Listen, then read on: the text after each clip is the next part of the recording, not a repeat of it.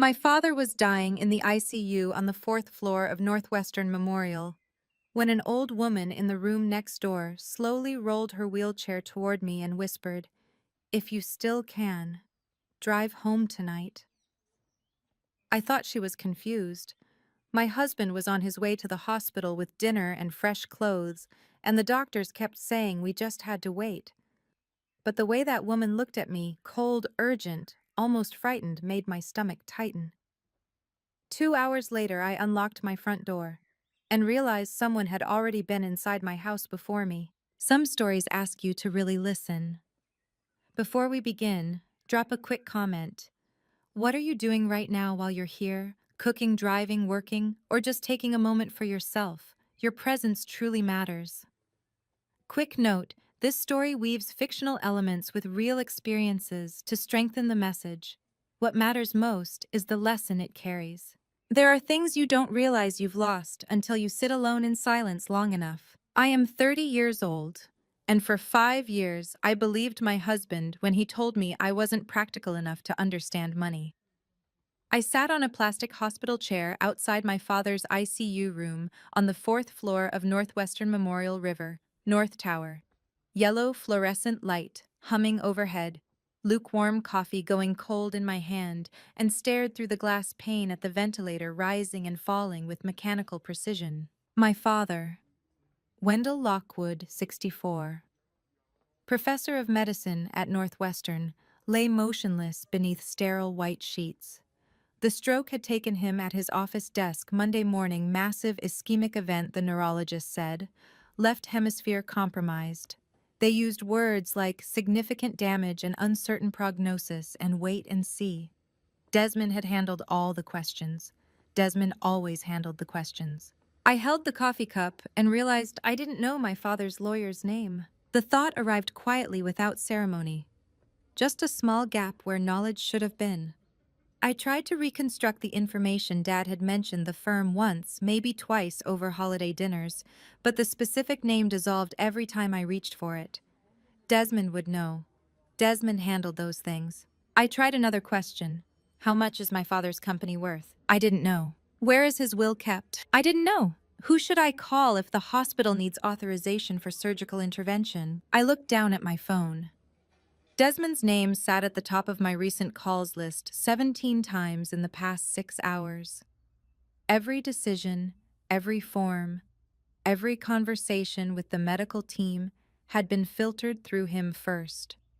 He would arrive soon with dinner, something healthy he'd said on the last call, because hospital cafeteria food would make me feel worse.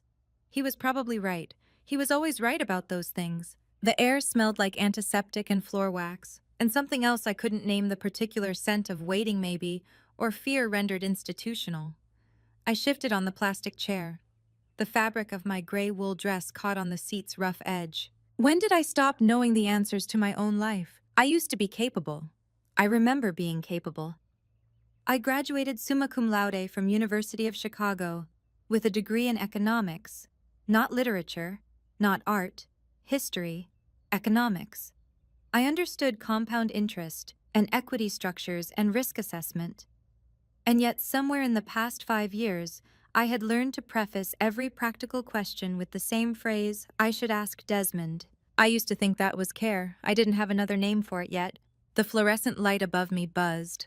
A nurse walked past pushing a medication cart, wheels squeaking against linoleum. I could hear someone's television 3 rooms down, volume too loud, playing the evening news. The ventilator hissed and clicked through the glass. Dad's chest rose. Dad's chest fell. The machine breathed for him because his brain couldn't remember how. I stood up. The coffee had gone completely cold. I walked it to the small kitchenette at the end of the hallway and poured it down the sink, watching brown liquid swirl against stainless steel.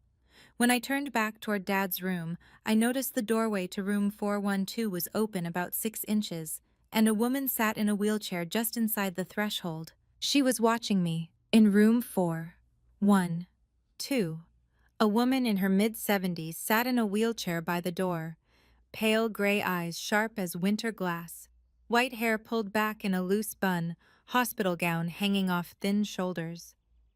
Later I would learn her name was Iris Pemberton, that she had stage 4 pancreatic cancer, that she had maybe 3 weeks left, and spent them watching the hallway like she'd been assigned guard duty. But in that moment, she was just a stranger positioned oddly deliberately, as if she'd been waiting. Our eyes met. She lifted one finger, small gesture, barely a movement, and flicked it toward herself. Come here. I hesitated. Hospital etiquette said you didn't approach other patients uninvited. But something about the precision of that gesture made me walk over anyway. I stopped just outside her doorway. I'm sorry, I said quietly. Do I know you? She looked at me for a long time. Those gray eyes moved across my face with the focus of someone conducting an assessment. Then she leaned forward slightly, voice barely above a whisper. If you can, she said, drive home tonight. I blinked. I'm sorry. Drive home tonight, she repeated.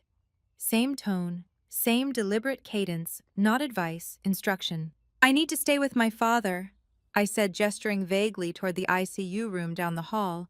He just had a stroke. I can't leave him. Iris, though I didn't know her name yet, studied my face for 3 more seconds. Then she rolled her wheelchair backward 6 inches, just enough to retreat into her room, and turned her gaze away. The conversation was over. I stood there feeling foolish. The woman was clearly medicated, confused, maybe seeing someone else when she looked at me. I should have felt sympathy. Instead, I felt cold. You learn a person's footsteps after 5 years, the rhythm, the weight, the particular way they move through space. You learn the sound of their keys in the door, the specific pattern of their knock, the cadence of their breathing when they sleep beside you. You learn these things without trying, because proximity teaches you whether you want the education or not. I walked back toward my father's room and sat down on the plastic chair.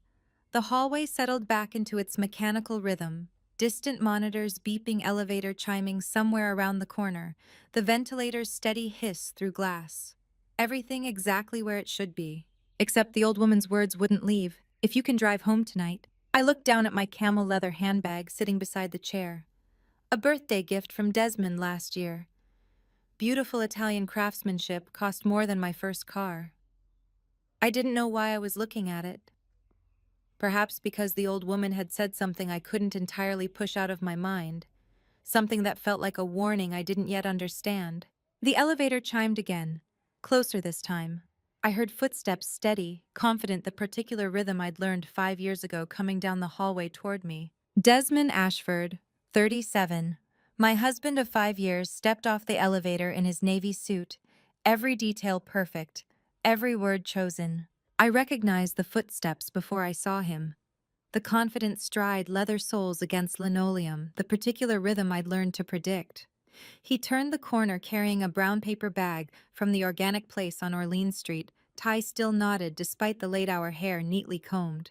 He looked like exactly what he was, the kind of man who handled emergencies with competence, who stepped into crisis and made it manageable. He saw me, and his face softened into concern. You've had a long day, he said, setting the bag down and pulling me into an embrace. His hand rubbed slow circles on my back. I'm here now. Have you eaten? Did you drink water? I had coffee, I said into his shoulder. That's not water. He released me and handed over the paper bag. Turkey sandwich, no mayo like you prefer. Coconut water. I got you the unsweetened kind. He was right. I did prefer it that way. He remembered these things. Thank you, I said. He nodded once, then turned toward Dad's room. Through the glass, I could see the attending physician checking monitors. Desmond knocked lightly on the doorframe, professional courtesy, and stepped inside. I watched him shake the doctor's hand, introduce himself, ask questions with the kind of measured authority that made people take him seriously. He took notes on his phone. He asked about prognosis, timeline, intervention options, neurological assessment protocols. The doctor answered every question. Desmond nodded at appropriate intervals, his expression grave but composed. He looked back at me once through the glass and gave a small, reassuring smile. Everything under control, everything being handled. I sat back down on the plastic chair and unwrapped the sandwich. Turkey, lettuce, tomato, whole grain bread, no mayo. Exactly what I would have ordered if he'd asked. Except he hadn't asked, he'd just known. After 5 years, you learn each other that way. Or maybe you just learn the performance. That thought arrived without invitation. I bit into the sandwich and chewed mechanically. Desmond stayed in the room for another 10 minutes, then emerged with the doctor still talking. They stood in the hallway discussing something technical: cerebral edema, intracranial pressure, pharmaceutical intervention strategies. Desmond asked if the hospital had consulted with the stroke specialist at Rush. The doctor said they had.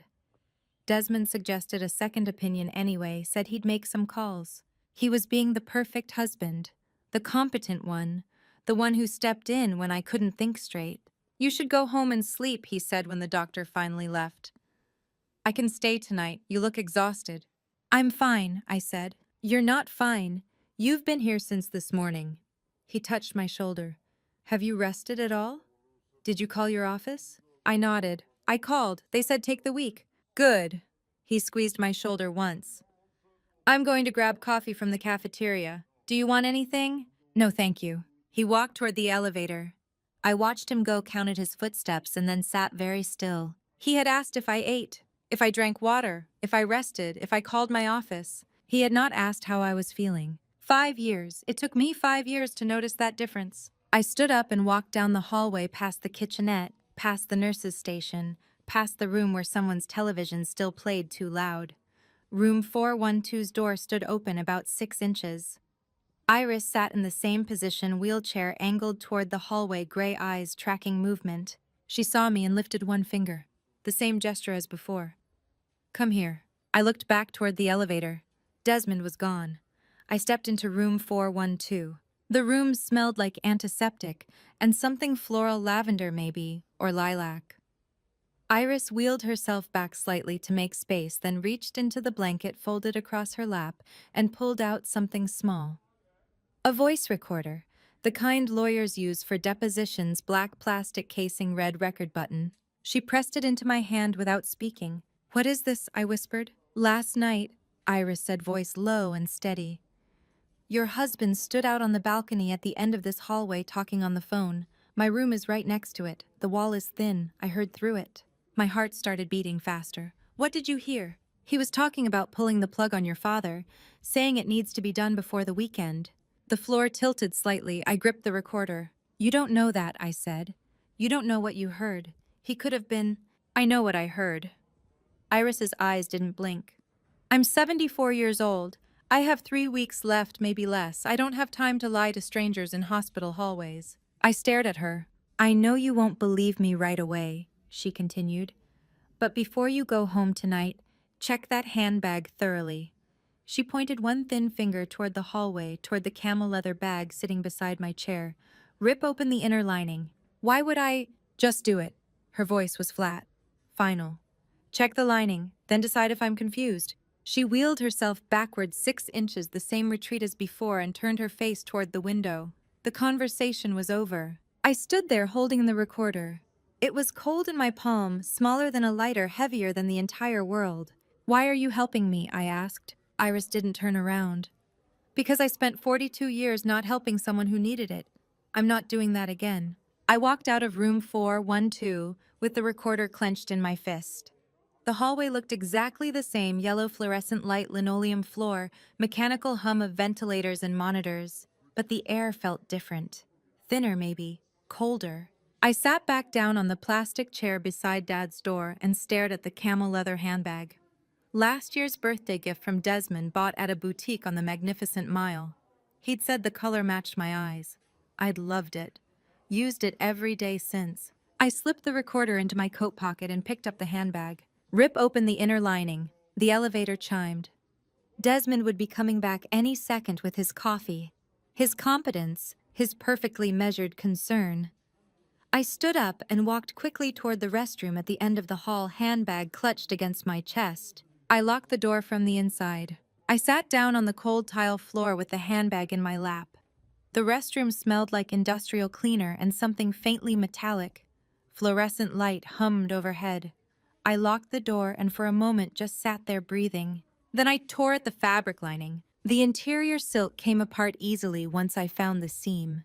My fingers were shaking, but precise, pulling thread loose, working the fabric free from its stitching. The lining peeled back like skin. Underneath, pressed flat against the leather base, I found it. An Apple AirTag, coin-sized, white plastic, stitched into the seam with thread that matched the bag's camel color exactly. I pulled it free and held it in my palm. It was very light, almost nothing. The kind of thing you could slip into a bag or a coat pocket or a child's backpack to track if they got lost. Perfectly innocent technology. Perfectly legal purchase. Perfectly illegal use. Illinois. Criminal Code 720 ILCS 5/21-2.5. Unauthorized electronic tracking constitutes stalking. I knew that. I had a degree in economics, but I'd taken enough law electives to understand the basics. If someone tracks your location without consent, it's a crime. I sat on the bathroom floor holding the evidence and tried to remember when the handbag had become mine. Last year, February, my birthday. Desmond had taken me to a boutique on the Magnificent Mile, told me to pick anything I wanted. I'd chosen this one because the leather was soft, and the color reminded me of autumn. He'd smiled and said it matched my eyes perfectly. Had he stitched the AirTag in before giving it to me, or after while I slept one night? I turned the device over in my palm. The back showed an engraved logo, not Apple's, a company name I didn't recognize, registered under an LLC to conceal ownership probably. That's what people did when they wanted to hide who was tracking whom. The memories came in waves, not dramatic, just small moments that suddenly made terrible sense. Every time I went somewhere without telling him beforehand, he would call at the exact moment I arrived. At my college friend's apartment for lunch. At the bookstore on Clark Street. At Dad's office downtown. I'd thought it was intuition. Thought it was the way couples became synchronized after years together. Thought it meant he was thinking about me. "I was just thinking about you," he'd say when I answered. "Where are you?" And I'd tell him. Every single time I'd tell him smiling because it felt like connection. It wasn't intuition. It wasn't care. He knew because he was tracking me. I thought about the coffee meeting 3 months ago with my former thesis advisor, Dr. Monroe, who'd asked if I wanted to teach a seminar at U Chicago next fall. I'd said, maybe, said I needed to think about it. That night at dinner, Desmond had mentioned casually that the university was far from our apartment, that the commute would be exhausting, that maybe it wasn't the right timing. I'd agreed. It had seemed reasonable. He'd known about the meeting because he'd watched me drive to campus on his phone. I thought about the friend I'd slowly stopped seeing, Rachel from undergrad, who lived in Wicker Park. Every time I made plans with her, Desmond would call during lunch, saying he'd had a terrible day, asking if I could come home early. Eventually, I stopped making the plans. It had seemed like I was being considerate. He'd timed those calls by watching the AirTag location. I thought about the yoga class I'd signed up for 2 years ago and attended exactly 3 times before Desmond mentioned it, conflicted with his work dinners, that he really needed me there for networking. I'd canceled the membership. It had seemed like being supportive. He'd known my schedule because he'd tracked every movement. 5 years. 5 years of surveillance disguised as devotion. I sat on the cold tile and felt something shift inside my chest. Not panic, not fear, something colder and sharper. I pulled out my phone and Googled Illinois stalking law. Skimmed the statute. Unauthorized electronic tracking class 4, felony 1 to 3 years imprisonment. But only if the victim filed charges. Only if the victim had evidence. Only if the victim was willing to burn down her entire life to prove her husband was a criminal. I looked at the AirTag in my palm. I could confront him. Walk out there right now, hold it up, demand explanation. Watch him scramble for justification. Watch him tell me it was for my safety, for security, because the city was dangerous and he worried about me. Watch him make it sound reasonable until I started doubting my own anger. Or I could remove it, throw it in the trash, cut off his access, reclaim my privacy. Or I stood up and opened the first aid kit mounted on the wall. Inside, bandages, antiseptic wipes, medical tape, a small sewing kit for torn clothing. I pulled out the needle and thread. My hands didn't shake as I threaded the needle. If I confronted him, he would know I knew. If I removed it, he would know I knew. Either way, he would adjust, adapt, find new methods, install new tools. Men like Desmond, men who spent 5 years building invisible cages, didn't stop when caught. They just got better at hiding. But if I stitched it back exactly where it was, If I walked out of this restroom with the bag looking untouched, he would think his secret was still safe. He would keep using it, keep relying on it, keep assuming I was the woman who didn't notice, who didn't question, who didn't understand technology well enough to find a tracker in her birthday gift.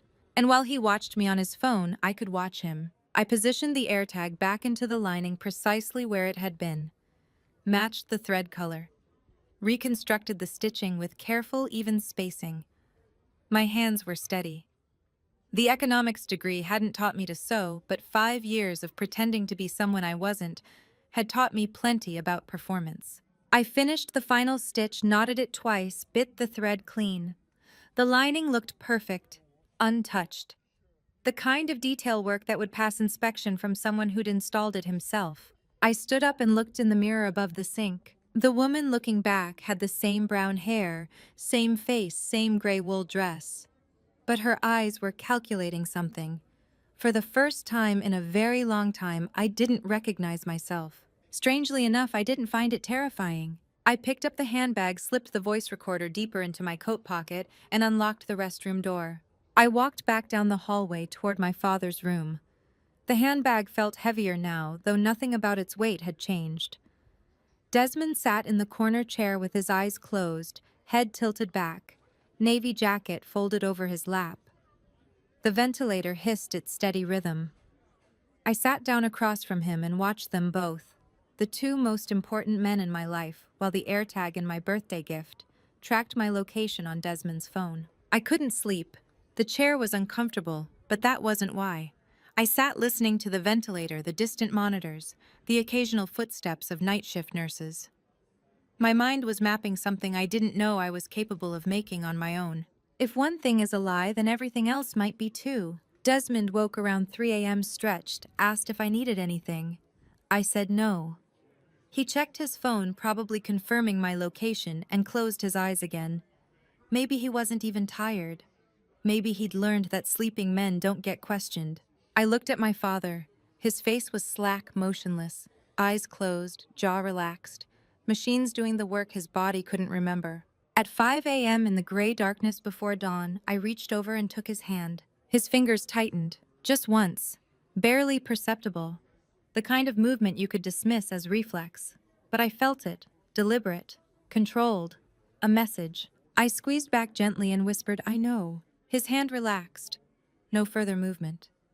Nothing Desmond could see from the corner. But Dad had heard me. He was aware. He'd been aware this entire time, listening to everything, unable to move or speak but conscious underneath the paralysis. I sat back and looked at Desmond, still sleeping with his phone on his chest. My father knew. He'd squeezed my hand because he understood something wanted me to know he was still here. And if he could hear, he'd heard Desmond's phone conversation on the balcony. The one Iris overheard through the thin wall, pulling the plug before the weekend. Dawn came slowly, gray light filtering through the window, turning the room from black to charcoal to pale institutional beige. At 6 a.m., I pulled out my phone and typed a text to Desmond. Heading home to grab some clean clothes, taking the L train, it's faster, stay with Dad. I hit send and watched his phone light up. He stirred, read the message, typed back immediately. Be safe, text when you get there. I stood up, kissed my father's forehead, and walked out. Desmond didn't open his eyes. He didn't need to. He had the AirTag. The ground floor lobby of a hospital at 7 in the morning is the one place in Chicago where no one looks at anyone else. Everyone is arriving or leaving carrying their own ghosts. I stood near the elevator bank and scanned for what I needed. A young man stood near the entrance with a massive courier backpack, phone in hand, filming himself. Delivery driver, early shift. He was talking to his camera about the cold, about his route, about needing better gloves. A morning TikTok vlog. Tyler Brennan, 24, hair messy under a knit cap, wearing a puffer jacket with his company logo stitched on the chest. He lowered the phone when I approached. "Excuse me," I said quietly. "I need help with something." He looked at me, assessing whether this was a scam or genuine need. "Yeah." I pulled two $20 bills from my wallet and held them out. "I need this bag delivered to this address." I showed him a coffee shop location on my phone, Lincoln Square, north side, opposite direction from where I was actually going. $40 cash, no questions. He stared at the money, then the handbag, then my face. Whatever he saw there made him nod.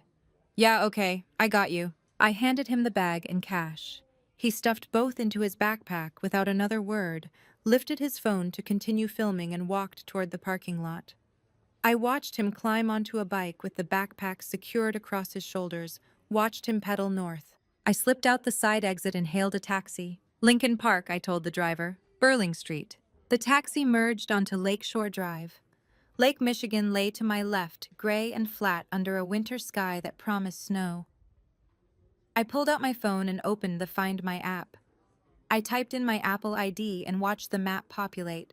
A blue dot appeared moving north. The AirTag. My handbag. Tyler Brennan on his bike pedaling toward Lincoln Square with no idea he was carrying a tracking device, creating a false trail that showed me heading in the exact opposite direction from where I actually was. I was going somewhere where absolutely no one knew where I was, for the first time in 5 years. It felt terrifying, and it felt like the closest thing to freedom I had ever known. The driver took Fullerton West, turned onto tree-lined streets, where January had stripped the leaves but left bare branches elegant against gray sky. Old brownstones, historic mansions, the kind of neighborhood where people invested in architecture and privacy. He pulled up in front of the house at 8:15 a.m. 3 stories, brick facade, original 1920s details preserved through renovation. Desmond had bought it 2 years after we married, said it was an investment, said we'd raise children here someday. The mortgage was in his name only because my credit was recovering from student loans. That's what he'd said. I'd believed him. I paid the driver cash and stepped onto the sidewalk. The house stood there, $3.2 million heavy, with 5 years of carefully controlled silences. I checked the time, 8:15 a.m. Desmond wouldn't leave the hospital for at least 2 hours. He thought I was on the L train, thought the AirTag was showing my real location, moving north through the city. I walked up the front steps and unlocked the door with my key. Inside the house was quiet, in that distinct way a house is only quiet when you look at it for the first time, knowing it is no longer your home. I stepped inside and closed the door behind me. The house smelled like it always did: lavender from the diffuser Desmond kept in the entryway, leather from the furniture, something faintly citrus from whatever cleaning service came on Thursdays. Everything exactly where it should be. Perfectly maintained, perfectly controlled. I walked straight to Desmond's office. The door was locked, but I knew where he kept the spare key behind the framed photo of us on our wedding day, the one where I looked happy, because I didn't know yet what I'd married. I unlocked the door and stepped inside. His desk was immaculate, laptop closed, papers organized in labeled folders, pens arranged by color.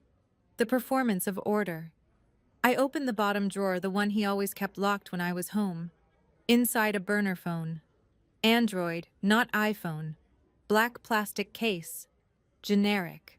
I picked it up and pressed the power button. It asked for a PIN. I tried my birthday, October 15th, 1992. The screen unlocked. The messages loaded. I scrolled back. 6 years. Before we met.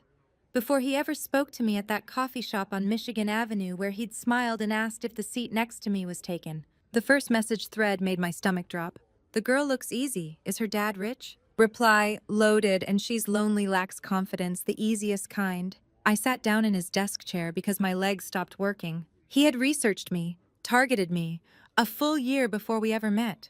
The coffee shop wasn't chance. The charming conversation wasn't spontaneous. Every word, every smile, every carefully constructed moment of our entire relationship had been premeditated fraud. I kept scrolling. Another message thread, recent. Contacts saved with a heart emoji. The messages were brief, clinical. Tomorrow morning, are you sure? I increased the dosage in his IV line this morning. No one will suspect a thing. I took a screenshot. Then another. Then I opened the contact details and saw the name hidden behind the heart, Celeste Harrington. ICU head nurse. The woman managing my father's care. The woman Desmond had positioned there, corrupted there, weaponized there. Warfare and poisoning. Attempted murder under Illinois Criminal Code 720 ILCS 5/8-4. Conspiracy. Premeditation. Everything documented on a device Desmond thought was hidden. I photographed everything, placed everything back exactly as it was, and left the office without taking a single thing. I walked upstairs to the master bedroom. The wardrobe had a full-length mirror. I'd looked in it every morning for 3 years. I pulled it aside now and found the wall safe Desmond thought I didn't know existed. I'd seen him open it once late at night when he thought I was asleep. The combination was simple. My father's birthday. April 17th, 1958. The safe clicked open. Inside 2 manila envelopes. I pulled them both out and sat on the bedroom floor. The first envelope contained my father's original will. Notarized. Dated 5 years ago. Everything left to me, the company, the Lincoln Park properties, the investment accounts, estimated total value $28 million. Clean, legal, exactly what Dad had told me when he'd drafted it. The second envelope made me stop breathing. Another will. Same assets. Different beneficiary. Everything transferred to Desmond Ashford in the event of Wendell Lockwood's death. The signature was shaky wrong, nothing like my father's actual handwriting. Dated 3 days ago, January 11th, 2023. 2 days after Dad's stroke. 2 witnesses, Preston Lockwood and someone named Jay Morrison. Preston Lockwood, Dad's brother, my uncle. Class 3, felony under Illinois law, 720, ILCS 5/17-3, forgery of a will. 1 to 5 years imprisonment. But only if anyone ever found out. Only if my father died and this version got filed with probate court instead of the real one. Only if I didn't discover it first. I photographed both documents, put them back in the safe, closed it, repositioned the mirror, walked downstairs. My hands were steady. My breathing was controlled. Some part of my brain had shifted into pure documentation mode. Collect evidence, preserve chain of custody. Don't contaminate the scene. He targeted me a full year before we ever met. This was never love. It was never even real. I stepped onto the front porch at 9:15 a.m. with my car keys in hand. The morning air was cold, sharp, the kind of January cold that cuts through fabric. My Honda CR-V sat parked at the curb where I'd left it Monday morning. Silver. 4 years old. Perfectly maintained. The burner phone in my coat pocket vibrated. I pulled it out and looked at the screen. New text message. Unsaved number. It's done. The bitch's brake lines are cut. If she drives her car back, she won't make it past Lakeshore Drive. I stood on those front steps, car keys in my hand, staring at the vehicle I drove every single day. 3 meters away. Engine perfectly tuned. Oil changed on schedule. Brake lines severed by someone Desmond hired to kill me. If I hadn't averted the AirTag, I would have driven that car back to the hospital. I would have merged onto Lakeshore Drive doing 50 miles per hour. I would have pressed the brake pedal and felt nothing. No resistance, no stop.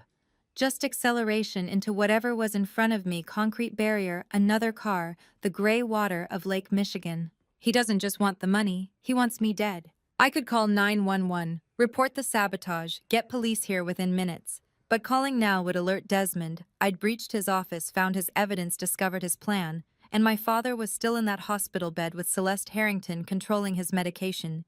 Desmond standing guard and a ventilator plug someone wanted pulled before the weekend. I dropped the car keys back into my pocket, walked to the corner and hailed a taxi. The driver pulled up. I climbed in and gave him an address I hadn't spoken aloud in 3 years. I pulled out my personal phone and scrolled to a name I hadn't dared look at in that long. The friend Desmond convinced me I'd had a falling out with the person who'd stopped calling. After I made excuses one too many times, the relationship he'd systematically dismantled through isolation, disguised as conflict resolution. Briar Finch, Chicago PD detective, my college roommate.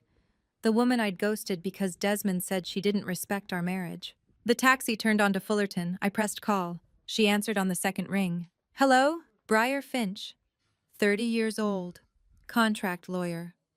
My best friend since college, the person Desmond convinced me I'd had a falling out with 3 years ago over something I could never quite remember clearly when I tried to reconstruct it later. Her voice sounded exactly the same. There was a second of stunned silence when she heard my voice. Then everything came pouring out. Oh my God, Briar said. Are you okay? I've tried calling you a dozen times. Your husband kept saying you were busy, that you'd call back, but you never.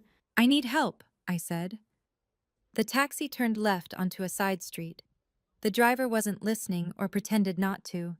I need help right now, and I don't know who else to call. What happened? I laid it out.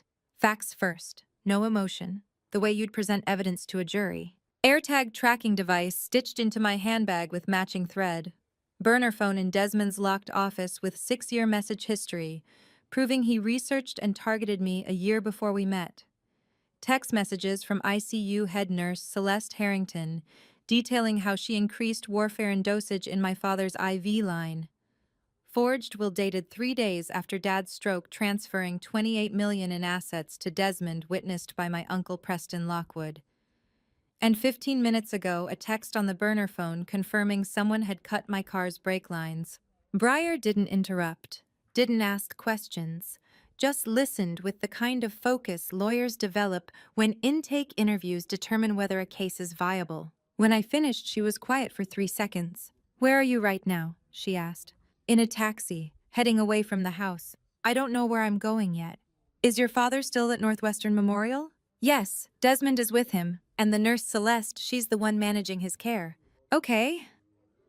Breyer's voice shifted into the tone I remembered from law school, the one she used when mapping strategy. "Listen to me carefully. Do not go back to that hospital yet. Do not call your husband. Do not touch anything else in that house. You've already contaminated potential evidence by photographing it, but that's done now. What matters is what happens next." "What do I do?" "You need a detective from the Chicago PD.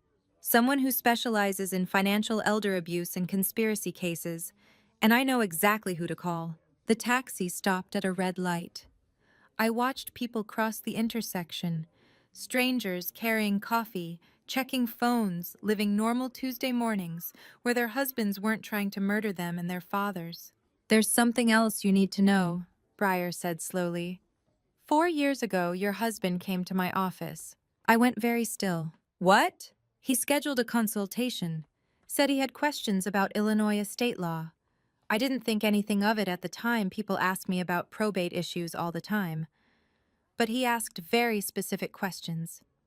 How to contest a will, power of attorney procedures, the legal definitions of cognitive incapacitation, when someone can be declared legally incompetent to make financial decisions. The pieces clicked into place.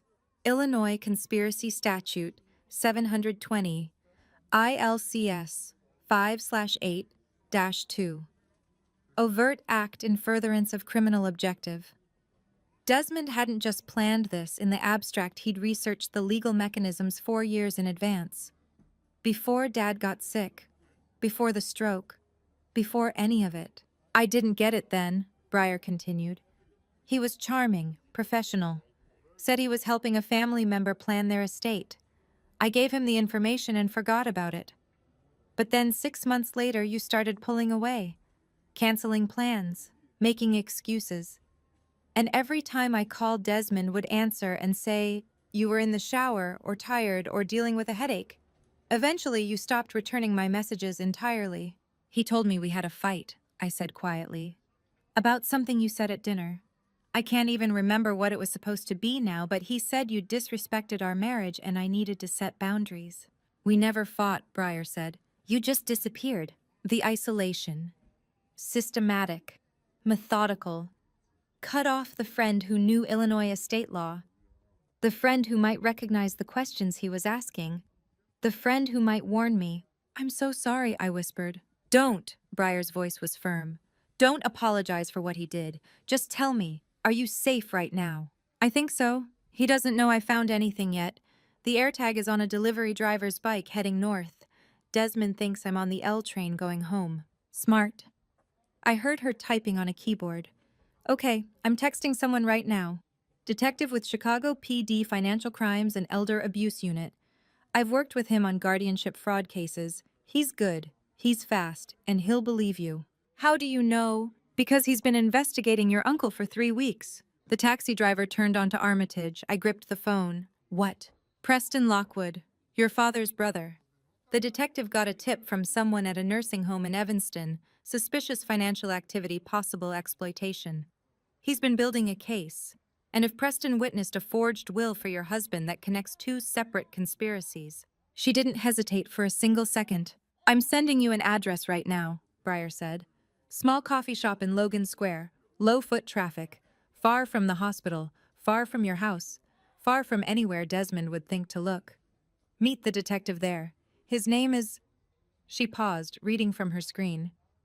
Detective Garrett Townsend. He'll be there in 30 minutes. My phone buzzed. Text from Breyer, address in Logan Square. And you need to hear what he's about to tell you about your father, Breyer added. Because if I'm right about the timeline, your dad knew someone was coming after him, and he's been trying to protect you this entire time. I gave the taxi driver the new address. He nodded and turned west. The cafe was tucked into a quiet side street in Logan Square, the kind of place with mismatched wooden tables and a chalkboard menu written in careful script. Low foot traffic on a Tuesday morning. Two other customers, both reading newspapers, both ignoring everyone else. The detective sat in the furthest corner table back to the wall facing the entrance. He saw me the moment I walked in. Breyer arrived 30 seconds after I did, slightly out of breath. She hugged me without asking permission, then gestured toward the man at the corner table. That's Garrett. We walked over together. He stood when we approached, tall, mid-40s gray, starting at his temples, wearing a dark suit that looked comfortable rather than formal. The kind of person who'd spent enough years in law enforcement to recognize when someone was about to fall apart. You must be Margot, he said, extending his hand. Detective Garrett Townsend, Chicago PD, Financial Crimes and Elder Abuse. His handshake was firm, but brief. We sat down. The cafe smelled like coffee and cinnamon, something baking in the back. Normal Tuesday morning smells, the world continuing around us while mine was ending. Your father contacted me 8 days before he was admitted to Northwestern Memorial, Garrett said without preamble. January 5th. He called the precinct, directly asked for someone who specialized in elder financial exploitation cases. Said he needed to speak to someone immediately. I set my coffee down. What? He discovered highly irregular transactions in the company accounts. Clear signs your husband was siphoning funds through shell corporations and dummy invoices. Small amounts at first, escalating over the past 2 years. By the time your father found the pattern, it was close to $2 million. $2 million. On top of the forged will transferring $28 million in estate assets. Desmond hadn't just been planning to inherit everything, he'd been stealing it in advance. Your father asked me to investigate, Garrett continued. Gave me access to the company financial records, showed me the paper trail. We started building a case under the Illinois Adult Protective Services Act, 320 ILCS 20. Chicago PD has concurrent jurisdiction with state agencies on elder abuse cases, but we had a problem. What problem? We had paper evidence showing money disappearing. We had circumstantial evidence pointing to your husband, but we needed proof of direct physical action, something that would hold up cleanly in criminal court, not just civil forfeiture. Your father was afraid if we moved too quickly, your husband would destroy evidence or disappear. Breyer leaned forward. So what did he do? Garrett looked at me. He decided to bait him. Your father coordinated with his attending colleague at Northwestern Memorial, Dr. Conrad Hewitt, to stage a medical condition. Admit himself. Create a scenario where your husband would feel pressured to make his final move quickly before anyone could intervene or contest anything legally. I sat frozen coffee untouched, realizing my father had been fighting for me while I sat beside his bed thinking I was the one protecting him. The stroke was real, Garrett clarified. The medical emergency was legitimate, but the timing your father had been experiencing minor warning symptoms for weeks. TI as transient ischemic attacks. He could have sought treatment earlier, managed it preventatively. Instead, he waited, documented everything, and when the major event hit, he'd already coordinated with Dr. Hewitt to position the investigation. Why didn't he tell me? I asked. Because the investigation was entirely secret. Your father feared correctly, as it turns out, that any information would leak back to your husband through the channels he controlled. You were being tracked. Your communications were monitored. If you'd known, you would have changed your behavior, and your husband would have noticed. The AirTag, the burner phone, the systematic isolation. Dad had known all of it. He'd known I was trapped and couldn't reach me directly without tipping Desmond off. So he let himself become the target, I said quietly. Drew the attack onto himself. Yes. Garrett pulled a thin manila folder from the bag beside his chair and placed it on the table. We've been building this case for 8 days. Surveillance on your husband's movements, financial forensics on the shell corporations, coordination with the hospital to document any suspicious activity around your father's care. But we were moving carefully, too carefully maybe. He opened the folder. Inside photographs of Desmond entering and leaving buildings, bank statements showing irregular transfers, corporate filings for LLCs with anonymous ownership, the framework of a case that would take months to prosecute. And then Breyer called me this morning, Garrett continued, and told me what you found in one unsupervised morning at your house. I pulled out my phone and laid the screenshots on the table. The burner phone messages from 6 years ago, the texts with Celeste Harrington about increasing warfarin dosage, the photo of the forged will with Preston Lockwood's signature as witness, the message about cut brake lines. The detective looked down at the files I had laid out and was quiet for a long time. When he finally spoke, his voice was different. What you brought me today is more than we gathered in the last 8 days. This isn't just financial exploitation anymore. This is conspiracy to commit first-degree murder, attempted murder, forgery, and you have direct evidence of all of it. Breyer was already examining the forged will photo, already building the case in her head the way lawyers do. The nurse Celeste Harrington, she's admitting to poisoning in writing, Garrett said, pointing to the screenshot. That's attempted murder under 720 ILCS 5/8-4, minimum 6 years, maximum 30. And the person who cut your brake lines, we can trace that phone number, identify the contractor, flip them on your husband for a plea deal. He looked up at me. But I need to do this right. Chain of custody matters. If we want this to hold up in court, I need to process everything properly. He slid a clear evidence bag across the table. Can you hand that burner phone over to me? He asked. I need to secure it, document it, get a warrant signed. Once we have legal authority, we can move on all of this simultaneously. Your husband, the nurse, your uncle, anyone else involved. I pulled the burner phone from my coat pocket and placed it in the evidence bag.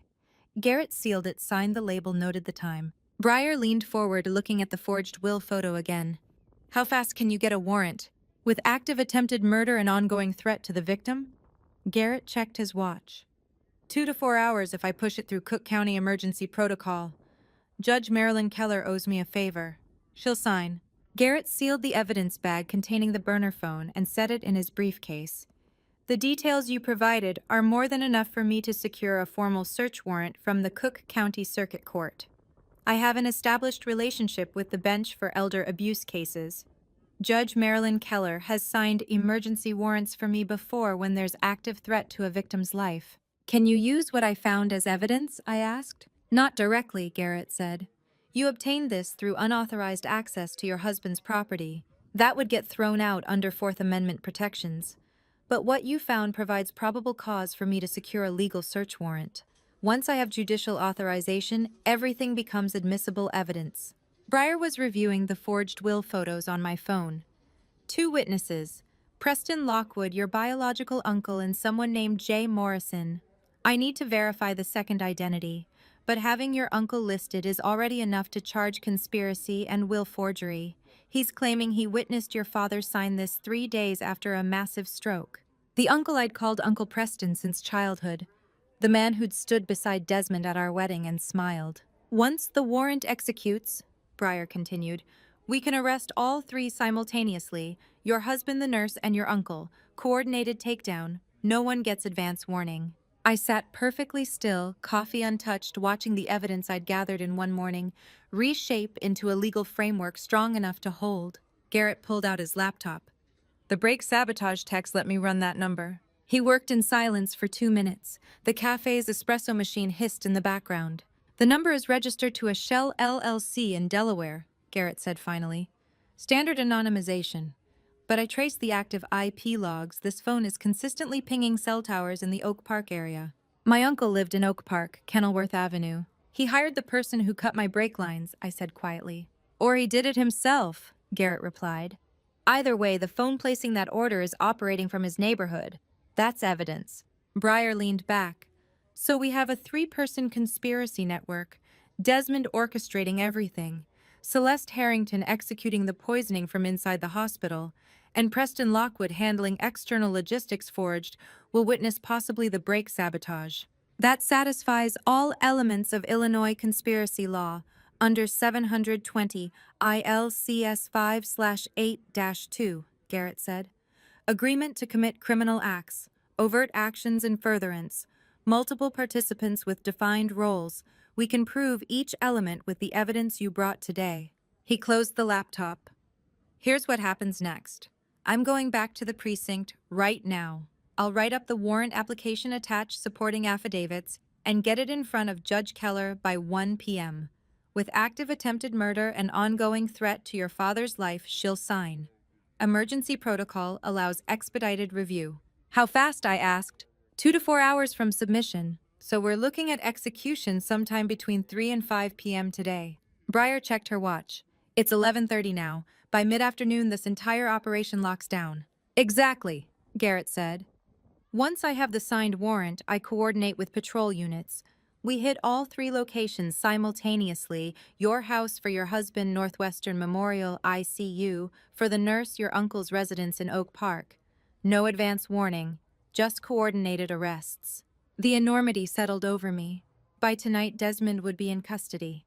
But until then, Garrett continued, his voice very serious, I need you to go back to that hospital and act completely normal. Can you do that?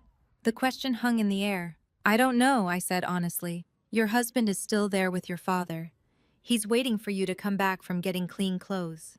He thinks you took the L train home. He thinks the AirTag is tracking your real location. He thinks you're exactly where he expects you to be, unaware, compliant, the wife who doesn't notice things. And I need to keep being that person, I said, for a few more hours. If he suspects anything, if you walk in there with different body language, different eye contact, any change in your baseline behavior, he'll know something is wrong. Men like your husband have contingency plans. He could run. He could destroy evidence. He could do something to your father before we secure the scene. Breyer reached across the table and took my hand. You've been performing for 5 years. You can perform for 4 more hours. I looked at the evidence spread across the table. Screenshots, photos, the sealed burner phone in Garrett's briefcase. Yes, I said, I can do that. Garrett stood up. I'm leaving now to file the warrant. Breyer, can you stay with her? Breyer nodded. I'll put her in a taxi back to the hospital. Garrett picked up his briefcase, paused, looked at me one more time. Your father set this in motion 8 days ago because he knew you couldn't fight this alone. But what you did today, walking into that house, finding this evidence, bringing it to me, that's what's going to end it. Not him. You. He left through the cafe's front door. I watched him disappear into a Tuesday morning that looked exactly like every other Tuesday morning. Breyer checked her phone. It's 11:45. Let's get you back. What's your cover story? Snow traffic, I said automatically. Lakeshore Drive was backed up. I stopped for better coffee than the hospital cafeteria. She smiled. Good, believable. We walked out together. She hailed a taxi, opened the door for me. Text me the second anything feels wrong. I'll be 10 minutes away all afternoon. I climbed in and gave the driver the hospital address. The taxi merged onto Fullerton, then turned south toward Lake Michigan. The gray water stretched flat and endless to my left. I was going back to the man who wanted me dead, and I had to smile when I saw him. The sliding glass doors of the hospital parted, and I stepped back inside. The scent of antiseptic and artificial warmth identical to every other day. But today I walked in with different eyes. I took the elevator to the 4th floor and walked down the familiar corridor toward my father's room. Desmond was sitting in the chair beside the bed, reading something on his phone. He looked up when I entered. What took so long? He asked, not suspicious, just mildly curious. Heavy snow traffic, I said, setting down my coat. The roads were terrible. Lakeshore Drive was backed up for miles. He nodded, satisfied, and went back to his phone. Your father's stable. No changes. The doctor came by around noon. I told him you'd be back soon. Thank you, I said, and sat down in the other chair. I pulled out my own phone and pretended to scroll through messages. But I wasn't reading anything. I was watching. I sat on that hallway bench and began to observe with deliberate intent, watching the way people watch when they already know the answer but need to prove it. The nursing station sat at the end of the hall glass window overlooking the corridor, computers visible inside. 3 nurses rotated through shifts, but one appeared more frequently than the others. Celeste Harrington, 33 years old, head nurse with access to medication order systems, dark hair pulled back in a tight bun, scrubs always perfectly pressed. The kind of professional competence that looked reassuring until you started tracking patterns. She appeared at the nursing station every single time my husband arrived for a visit. Not randomly, not coincidentally, precisely timed as if alerted. I watched it happen 3 times over the course of 90 minutes. Desmond would arrive at 1:00 p.m. Celeste would appear at the station at 1:05 p.m. Desmond would step out for water at 2:15 p.m. Celeste would slip into my father's room at 2:16 p.m., stay for exactly 3 minutes, then leave. Desmond would return to the room at 2:25 p.m. Celeste would stand at the end of the hall, not doing anything medical, just watching. They never spoke directly, never made eye contact when anyone else was present. But I saw it once when Desmond walked past the nursing station on his way to the elevator. Celeste glanced up from her computer screen for exactly 1 second. A single look passed between them. It was enough. I stood up and walked to the bathroom at the end of the hall, locked the stall door, and pulled out my phone. I texted Garrett Townsend, "Check the head nurse's shift logs against my husband's visitation records for the past 3 weeks." I waited. The bathroom smelled like industrial cleaner and something faintly floral. Someone had left a coat draped over the sink. I could hear footsteps in the hallway outside, the distant beeping of monitors, the mechanical hum of hospital machinery. My phone buzzed. Already on it. A 100% match. Every time your husband visited in the last 3 weeks, she was on shift. Every time he didn't visit, she requested the day off or swapped shifts. The correlation is statistically impossible without coordination. The warrant is grinding through. I stared at the message. 100%. Not 90%. Not 80. Perfect correlation over 3 weeks. The kind of pattern that doesn't happen by accident. She wasn't just Desmond's accomplice. She was his operational partner. Real-time communication, coordinated timing, synchronized execution. I flushed the toilet for sound cover and walked back out to the sink. Washed my hands. Looked at myself in the mirror. The woman looking back looked tired. Worried. The kind of wife who'd been sitting beside her father's hospital bed for days, running on coffee and fear. Exactly what I needed to look like. I dried my hands and stepped back into the hallway. Desmond was standing by my father's door on his phone, his back turned to me. I couldn't hear what he was saying, but his posture was tense, shoulders tight, one hand gripping the phone a little too hard. Who was he talking to now? I walked slowly down the corridor, giving him time to finish the call before I got too close. He turned slightly, saw me coming, and ended the conversation quickly. "Just checking in with work," he said, slipping the phone into his pocket. "They're asking about the quarterly reports. I told them it could wait." "You should go home and get some rest," I said. "You've been here all day. I can stay tonight." He hesitated, then nodded. "Maybe you're right. I'll come back in the morning." He kissed my forehead, the same gesture he'd done 1,000 times before, warm and reassuring and completely hollow, and walked toward the elevator. I watched him go, watched the elevator doors close, watched the floor indicator light descend from 4 to 3 to 2 to 1 to ground. Then I sat back down in the chair beside my father's bed and pulled out my phone. An email notification sat at the top of my screen. Sender and address I didn't recognize. A string of numbers and letters, nothing identifiable. Subject line encrypted. I opened it. The body of the email contained a single paragraph of text that looked like random characters encoded, meaningless without the key. Below it, a short note in plain English. "The decryption key is the date of your very first visit to your father's corporate office. You were 7 years old. He kept the visitor log from that day in his desk drawer for 23 years. If you're reading this, you know why he needed to hide it. The sender left Northwestern Memorial 3 weeks ago and has been documenting everything since." I stared at the screen. Someone who left the hospital 3 weeks ago. Someone who'd been documenting. Someone who knew about my first visit to Dad's office when I was 7 years old. I looked at my father lying motionless on the bed, machines breathing for him, eyes closed. But I knew now he was listening. He'd been listening this entire time. My phone buzzed again. Different notification. Text from Breyer. "Garrett just called. The warrant cleared. Judge Keller signed at 2:47 p.m. Execution is set for 4 p.m. All 3 locations simultaneously. Are you safe? I checked the time, 3:15 p.m. 45 minutes. 45 minutes became 5 hours. The warrant execution got delayed, something about jurisdictional coordination, about securing all 3 locations simultaneously, about making sure no one fled. Garrett texted at 6 p.m. Push to tomorrow morning. The judge wants everything airtight. Sit tight. I sat in the hospital hallway watching Desmond move in and out of my father's room, performing concern. By 8 p.m., he'd gone down to the cafeteria for dinner. I sat alone with my phone. Pulling up the encrypted email Opal Sinclair had sent. I knew the decryption key instantly.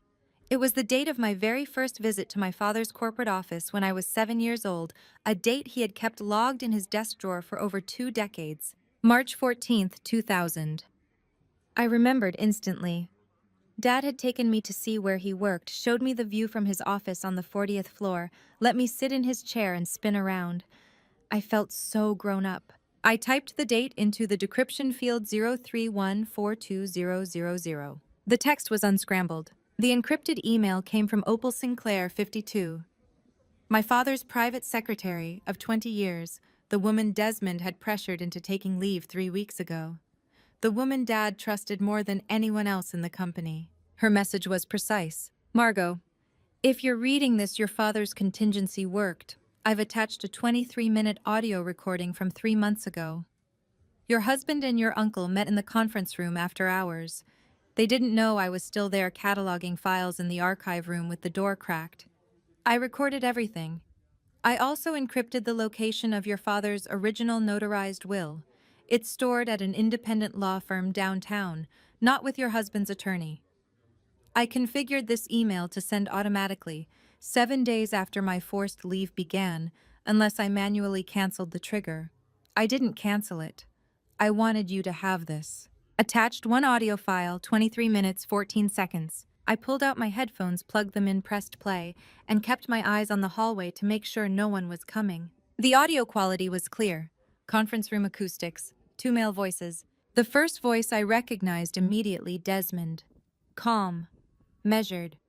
The same tone he used when explaining financial matters to me, like I was a child. The second voice made my stomach drop. Preston Lockwood. My uncle. The timing has to be perfect, Desmond said.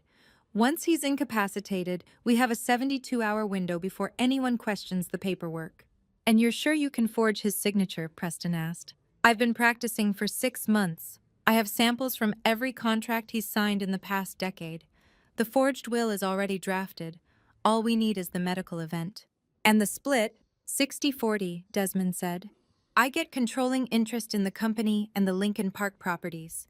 You get the investment accounts and the Lake Geneva estate. Clean division, no contestation. I stopped the playback at 3 minutes. I'd heard enough. I forwarded the entire email package to Garrett Townsend with a single line, Secretary's insurance policy. Audio proves premeditation.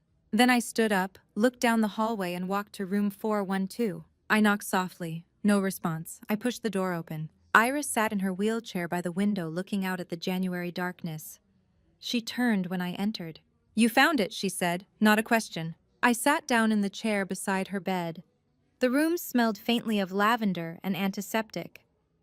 How did you know? Because you're still here, Iris said. If you hadn't found it, you'd be dead by now. Your husband would have made sure of that. She looked at me with those pale gray eyes sharp as winter glass, despite the cancer eating through her. 10 years ago, she said slowly. My daughter had a husband exactly like the one downstairs. Impeccable, adored by everyone, an expert at saying the right words. I saw through him early on, but my daughter refused to believe me. By then, he'd already isolated her from me. I sat very still. He poisoned me first, Iris continued. Small doses over 6 months. Made it look like my cancer was progressing faster than expected. Doctors adjusted my medication. I got sicker. He positioned himself as the devoted son-in-law caring for me while my daughter worked. Then when I was weak enough that no one would question it, he engineered a car accident. Your daughter, I whispered. My daughter called me from the highway, Iris said, voice flat from speaking this truth so many times it had run out of tears. Said the brakes weren't working. Said she was on a descent and couldn't stop. I heard her screaming. Then the line went dead. The old woman had no knowledge of the text I'd seen about my own brake lines. She was speaking purely from her scars, and the precision of it forced me to sit back down. The police called it mechanical failure, Iris said. But I knew. I'd survived his poison. My daughter didn't survive his engineering. He inherited everything she had. Moved to another state 6 months later. Remarried within a year. I'm so sorry, I said. My daughter died because no one warned her in time, Iris said. I survived, but I had nothing left to live for, until I saw you sitting out there in that hallway 3 weeks ago. I watched you. I saw the way your husband touched your shoulder, but never looked at your face. I saw the way you flinched when he asked where you'd been. I saw a woman in the same trap my daughter was in. She reached out and took my hand. Her grip was surprisingly strong. You are smarter than my daughter was, she said. You found it, now finish it, and whatever you do, don't touch that car again until this is over. I nodded. I won't. I stood up to leave. Iris's voice stopped me at the door. One more thing, she said. Tomorrow your husband will make his move. I've been watching him. He's running out of time, and men like him get dangerous when they're cornered. Be ready. I left room 412 and stood in the corridor looking toward my father's door. Tomorrow Desmond would make his move. The detective was processing the warrant. Everything was in motion. I needed to sleep tonight so I could play my part well tomorrow. Wednesday morning arrived with sharp January light cutting through the hospital windows. My husband arrived at 9 sharp. He was always precise, and I realized that precision was one of the ways he dominated a space. Control the schedule, control the people in it. I was sitting in the hallway when he walked off the elevator. Navy suit, striped tie, the same doting smile he'd worn for 5 years. How's your father this morning? He asked, sitting down beside me. The same, I said. No changes. He nodded, checked his phone, then stood up. I need to speak with the attending physician, get an update on the prognosis. I'll wait here, I said. He walked down the corridor toward the doctor's office. I watched him go, counted to 30, then stood up and followed at a distance. The doctor's office door was cracked open about 6 inches. I positioned myself near the nursing station where I could hear without being seen. Dr. Conrad Hewitt, 50 attending physician, and my father's Northwestern colleague sat behind his desk. I could see him through the gap. He looked grave, the kind of expression doctors wear when delivering bad news. Mr. Ashford, he said, voice low and urgent, I need to be frank with you about your father-in-law's condition. Of course, Desmond said. I appreciate your candor. Based on my evaluation this morning, the patient may not survive the next 24 to 48 hours. His cognitive functions are declining rapidly. The stroke damage is more extensive than we initially assessed. I held my breath. If you intend to settle any outstanding legal or estate matters, Dr. Hewitt continued, I suggest you execute them today. Tomorrow may be too late. Desmond was quiet for 3 seconds. Then his voice shifted into perfect, measured grief. I understand, Doctor. Thank you for being direct with me. I'll get it sorted. I'm very sorry, Dr. Hewitt said. Desmond stood. I moved quickly back toward my chair, sat down, pulled out my phone. He emerged from the office 30 seconds later and walked past me without stopping. I watched him disappear into the elevator. Dr. Hewitt stepped out of his office, looked down the hall, caught my eye. He gave a single imperceptible nod.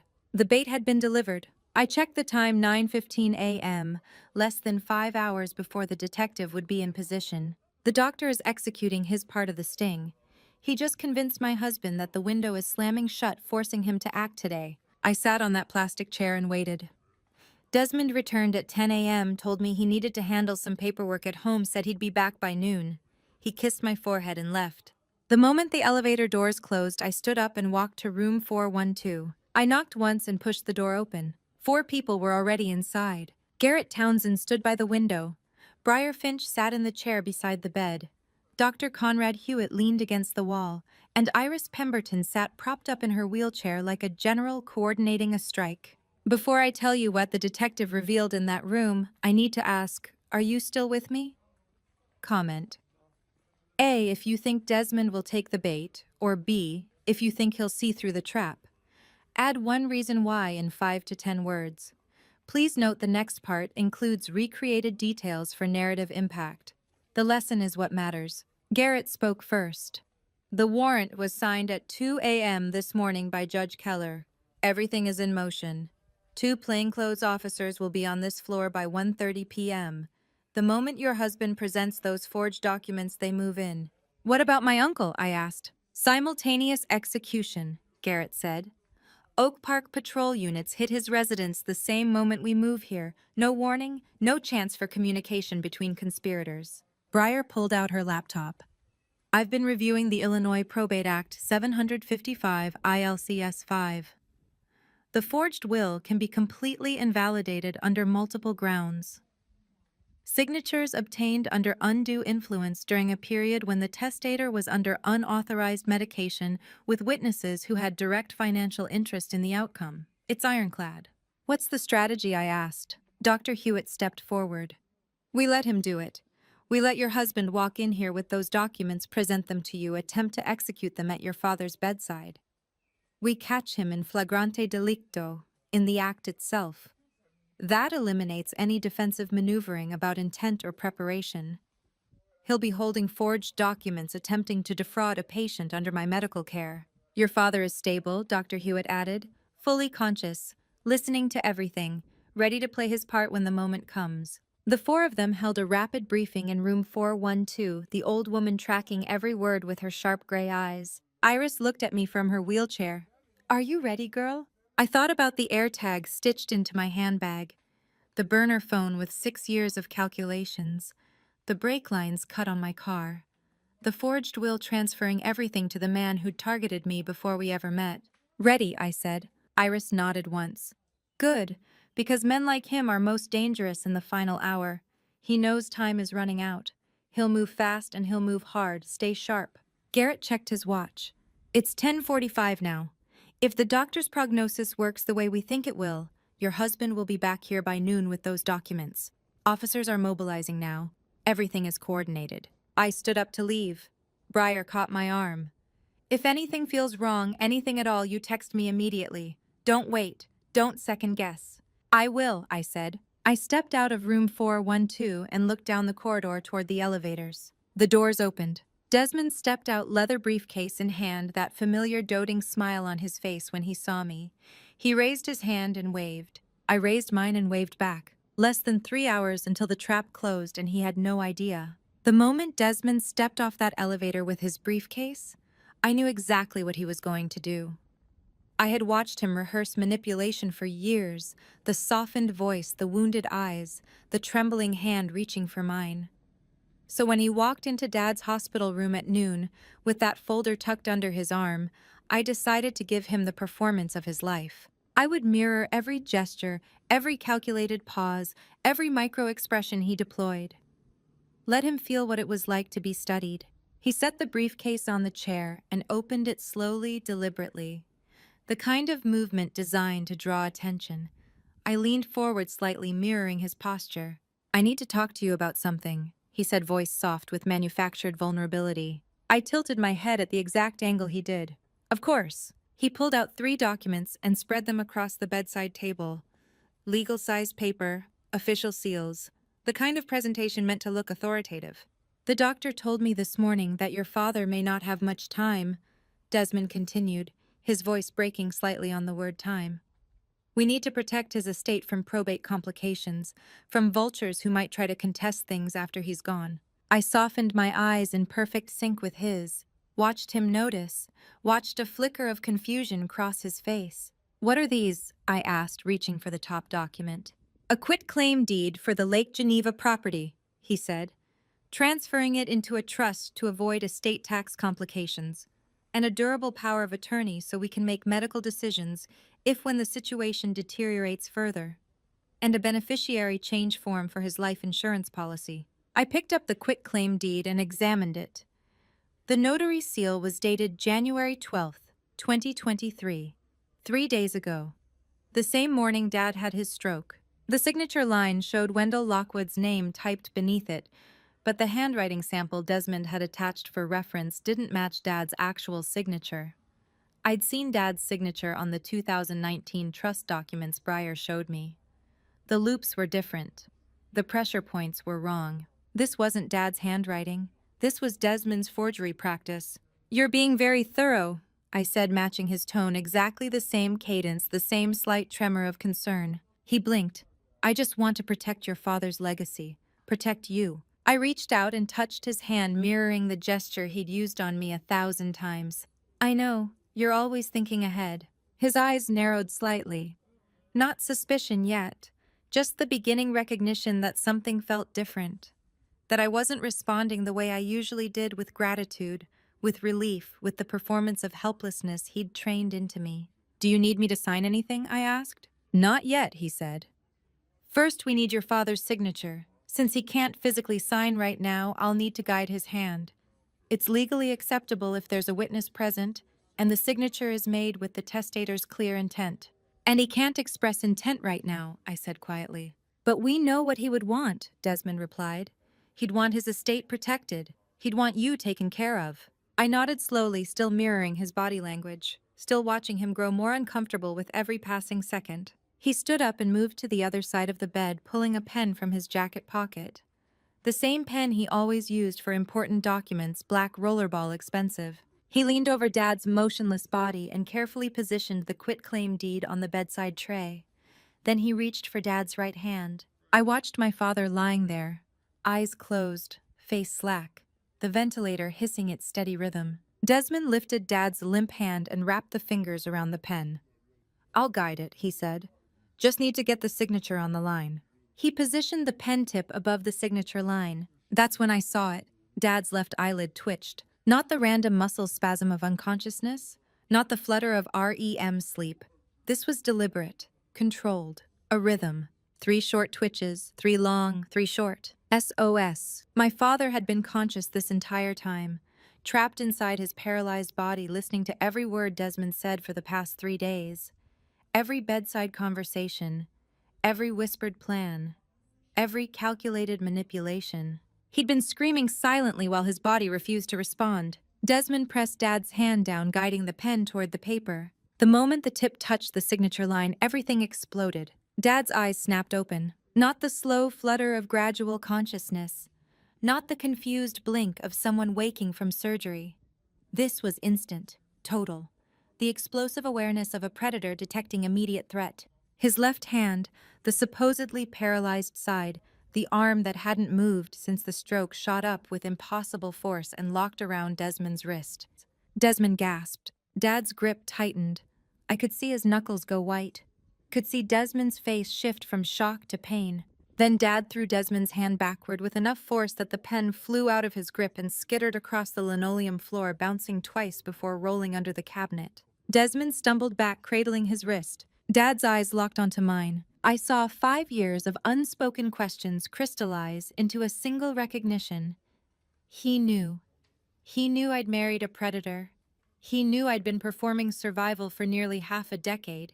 He knew, and he'd been trying to protect me the only way he could, by becoming the target himself. I'm right here, sweetheart, he said, voice rough from days of silence but perfectly clear. I've been right here the whole time. Tears I didn't know I was holding broke free. Then his gaze shifted, past my shoulder, toward the door. His expression changed, relief melting into something else, terror. I turned to follow his eye line. The door was open exactly 6 inches. Someone had been standing in the hallway, listening to everything. Desmond didn't look at the door. He looked at me, and the performance I'd watched for 5 years shut off like someone cut the power. The air in the room altered. The generator that had been buzzing for so long I'd stopped hearing it suddenly went dead. Everything was different. His face changed, not gradually, not with the careful control he'd always maintained. It just changed. The warmth drained out of his eyes. The softness disappeared from his posture. What was left looked like something carved from ice. 7 years, he said, voice stripped of every pretense. 7 years I invested building this family.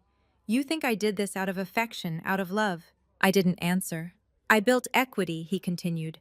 I positioned assets. I managed risk.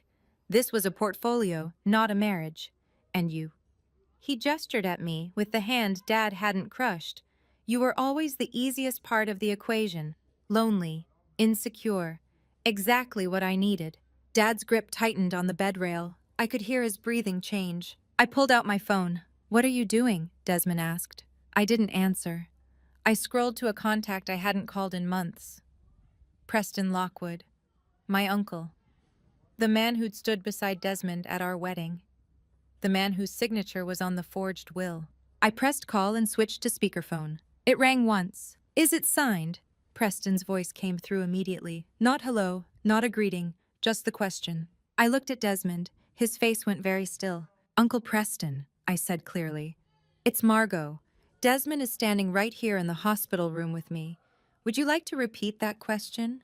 3 seconds of silence on the speakerphone. Then the dial tone. Preston Lockwood just hung up on his own conspiracy. I set the phone down on the bedside table. Call log still visible, timestamp recorded, self-indictment complete. Desmond stared at me. "You have no idea what you've done." "I know exactly what I've done," I said. That's when the door pushed open. Celeste Harrington stepped through. The head nurse, 33 years old, the woman who'd appeared at the nursing station every time Desmond visited, the woman who'd coordinated timing with surgical precision for 3 weeks. She had her phone raised in her hand. "I cannot do this anymore," she said, voice steady. "I will not do this anymore." Desmond turned toward her. "Celeste, do not say another word." She ignored him completely, looked at me instead. "He found a mistake I made in 2019, she said. "Epinephrine dosage error. Patient survived, but it should have been reported to the state. I was terrified. I have 2 kids. I couldn't lose my license." She held up her phone. "He said if I helped him, the file would disappear. If I didn't, he'd send it to the Illinois Department of Financial and Professional Regulation. I'd never work as a nurse again." Desmond took a step toward her. "Stop talking." She pressed play on her phone. Desmond's voice filled the room, crystal clear, recorded. "You're going to increase the warfarin dosage gradually. Not enough to trigger alarms, just enough to accelerate the decline. When he crashes, it'll look like complications from the stroke.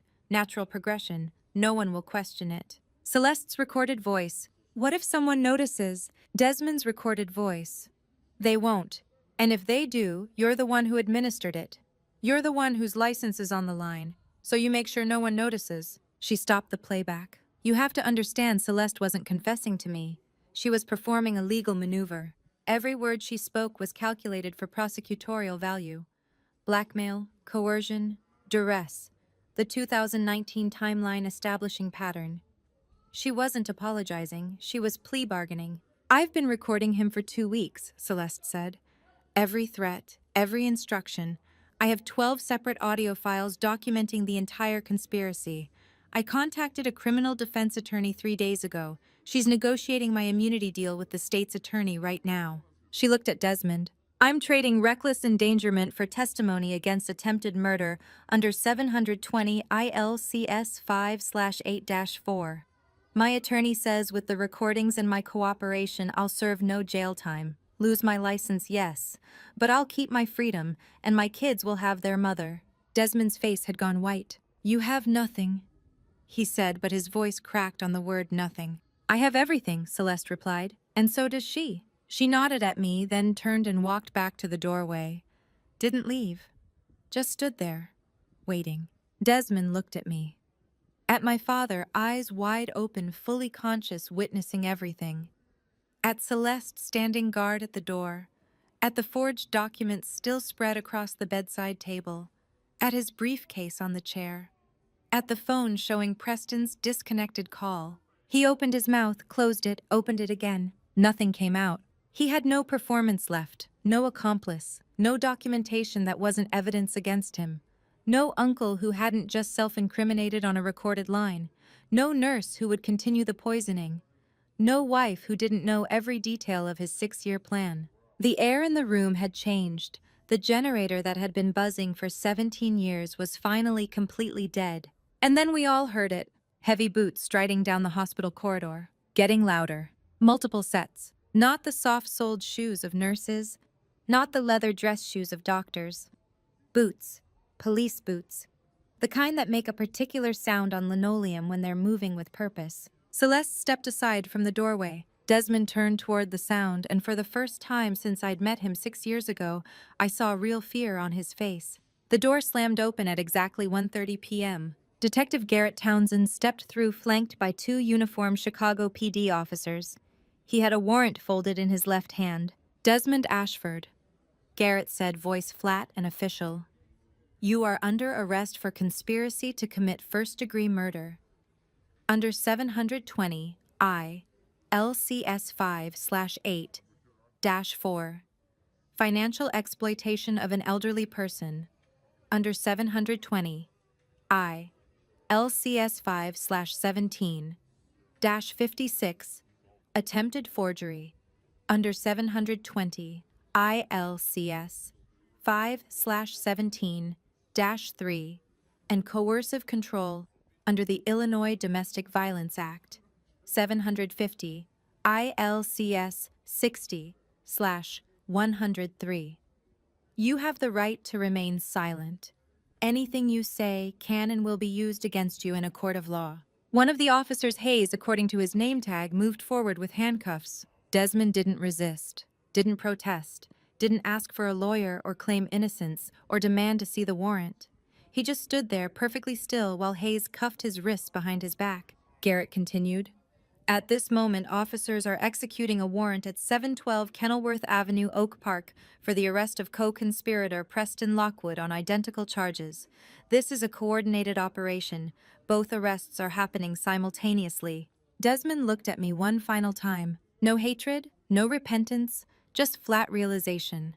The expression of a chess player who miscalculated the endgame 17 moves ago and only now sees the inevitable checkmate. He'd lost his queen, lost his bishops, lost every piece that mattered. You were always better at this than I gave you credit for, he said quietly. Then Hayes and the second officer, a younger woman whose tag read Morrison, each took one of Desmond's arms and walked him toward the door. I watched him go, watched them march him down the corridor past the nursing station where Celeste had coordinated timing for 3 weeks. Past room 412, where Iris sat in her wheelchair. Past the plastic chairs where I'd sat alone for days thinking I was protecting my father when really, he'd been protecting me. The elevator doors opened. They stepped inside. Desmond turned to face forward. The doors closed between us. Briar Finch stepped into the room. She'd been waiting in the hallway the whole time. She looked at me, then at my father, then back at me. "Are you okay?" she asked. "I don't know yet," I said. She nodded. "I'll be downstairs. Take your time." She left, closing the door softly behind her. For the first time in 5 years, I was alone in a room with my father, without Desmond filtering the air between us. Dad shifted in the hospital bed. The ventilator had been removed while the arrest was happening. Dr. Hewitt had done it quietly, efficiently, the moment Dad's breathing stabilized on its own. He looked tired, older than I remembered, but his eyes were clear. He reached for my hand. I took it. "I always knew you were strong, sweetheart," he said, voice rough from days of silence. "I was just terrified you hadn't discovered it yet." I sat down in the chair beside his bed, the same chair I'd sat in for days, but everything felt different now. "Why didn't you tell me sooner?" I asked. "Because he would have read it on your face," Dad said. "You're strong, but you're not a liar. If I'd warned you, if I'd told you what I suspected, you would have looked at him differently. And he would have noticed. Men like Desmond, they watch for changes in baseline behavior. Any shift would have triggered his contingency plans." He paused, catching his breath. "Every time I called, he answered," Dad continued. "Every dinner invitation I extended, he handled the logistics. Every holiday, every birthday, every casual coffee, I couldn't reach you without going through him first. That was an accident. That was architecture." I thought about the yoga class I'd stopped attending, the friend Rachel I'd stopped seeing, the thesis advisor's teaching offer I'd turned down. All the small decisions that hadn't felt like decisions at the time. Just adjustments, compromises, being considerate of my husband's needs. "He isolated you systematically," Dad said, "and I couldn't break through without tipping him off. So I waited, built my case, coordinated with Detective Townsend, set the trap, and prayed you'd find the thread before it was too late." When was the last time someone asked me if I was okay, and actually waited for the answer? Not the performance answer, not the automatic reassurance, the real answer. "So I'm going to ask you something I haven't asked in 5 years," Dad said, squeezing my hand. "And this time I need you to tell me the truth. Are you okay?" I looked at him, really looked at him, at the man who'd orchestrated an entire sting operation while lying motionless in a hospital bed.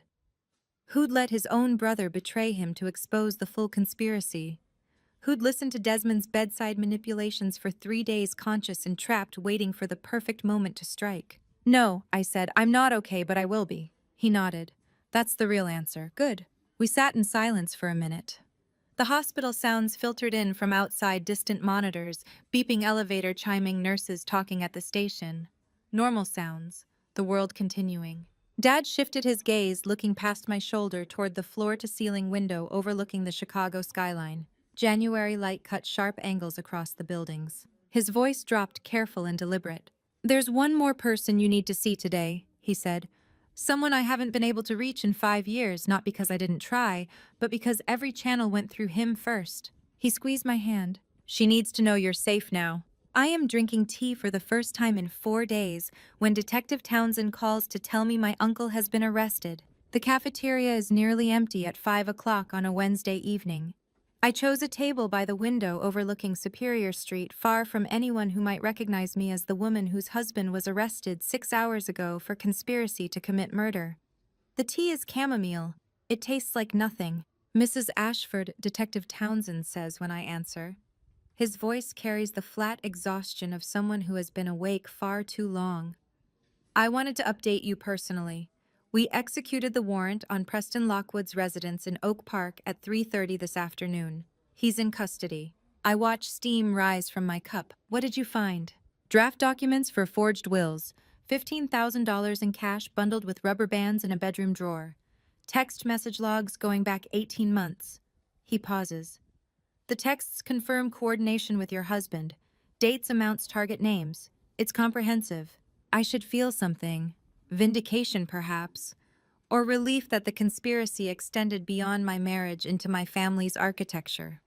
But all I feel is the slow realization that my entire adult life was built on foundation made of lies. There's one more thing, Townsend says. His tone shifts softer, more careful. When we arrested him, your uncle asked us to relay a message to you. I set down my cup. What message? He said, tell my niece I am sorry about her mother. The cafeteria goes silent. Not actually silent, there's still the hum of refrigeration units, the distant clatter of dishes being cleared, but I can't hear any of it. All I hear is the echo of 5 words sorry about her mother. My mother died when I was 3 years old. That's what my father told me. That's what I've believed for 27 years. Mrs. Ashford, are you still there? Yes, I say. My voice sounds far away. Did he say anything else? No, just that I thought you should know. I thank him. I end the call. I sit very still and try to remember the last time my father spoke about my mother. I can't. In our house, my mother was a ghost we never named. There were no photographs on the walls, no stories shared at dinner. When I asked questions as a child, my father would say, she loved you very much, and then he would leave the room. Eventually, I stopped asking. I assumed it was grief. I assumed he couldn't bear to speak about the woman he'd lost. But Preston's message doesn't sound like condolence. It sounds like confession. I pull out my phone and open the Notes app where I've been tracking the timeline. January 13th. Desmond takes me to dinner, isolates me from the one person who might have warned me. January 14th. I discover the predation my father orchestrates the sting. January 15th. Desmond is arrested. Preston is arrested, and I learn that whatever happened to my mother is something my uncle feels he needs to apologize for. What was there to apologize for? I think about the way my father's face changed when I asked him this morning why Desmond chose me. He said you were vulnerable, young. He said you had no mother to warn you. He didn't say you had no mother because she died. He said you had no mother, as if her absence was the condition, not a tragedy. I stand up.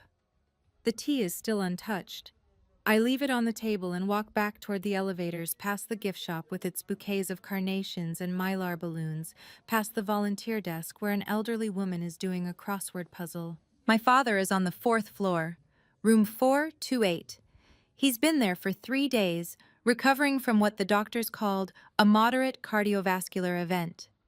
He coded the phrase differently when we finally spoke this morning. He called it the price of a 5-year investigation.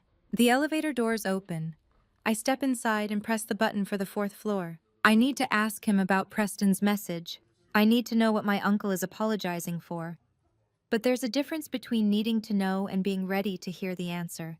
The elevator rises. I watch the numbers change 234. When the doors open, I see the long corridor stretching toward my father's room. The fluorescent lights are too bright. They make everything look sterile and exposed. I think about what Breyer said yesterday in the hospital parking garage. Your father has been protecting you from something much worse than a bad marriage. I think about Wendell's voice this morning when he said, "That was not accident. That was architecture." I think about my mother who died when I was 3 years old. Or didn't die, or died in a way that required apology from the brother-in-law who just got arrested for conspiracy to exploit dying strangers. The nurse at the fourth-floor station looks up and smiles.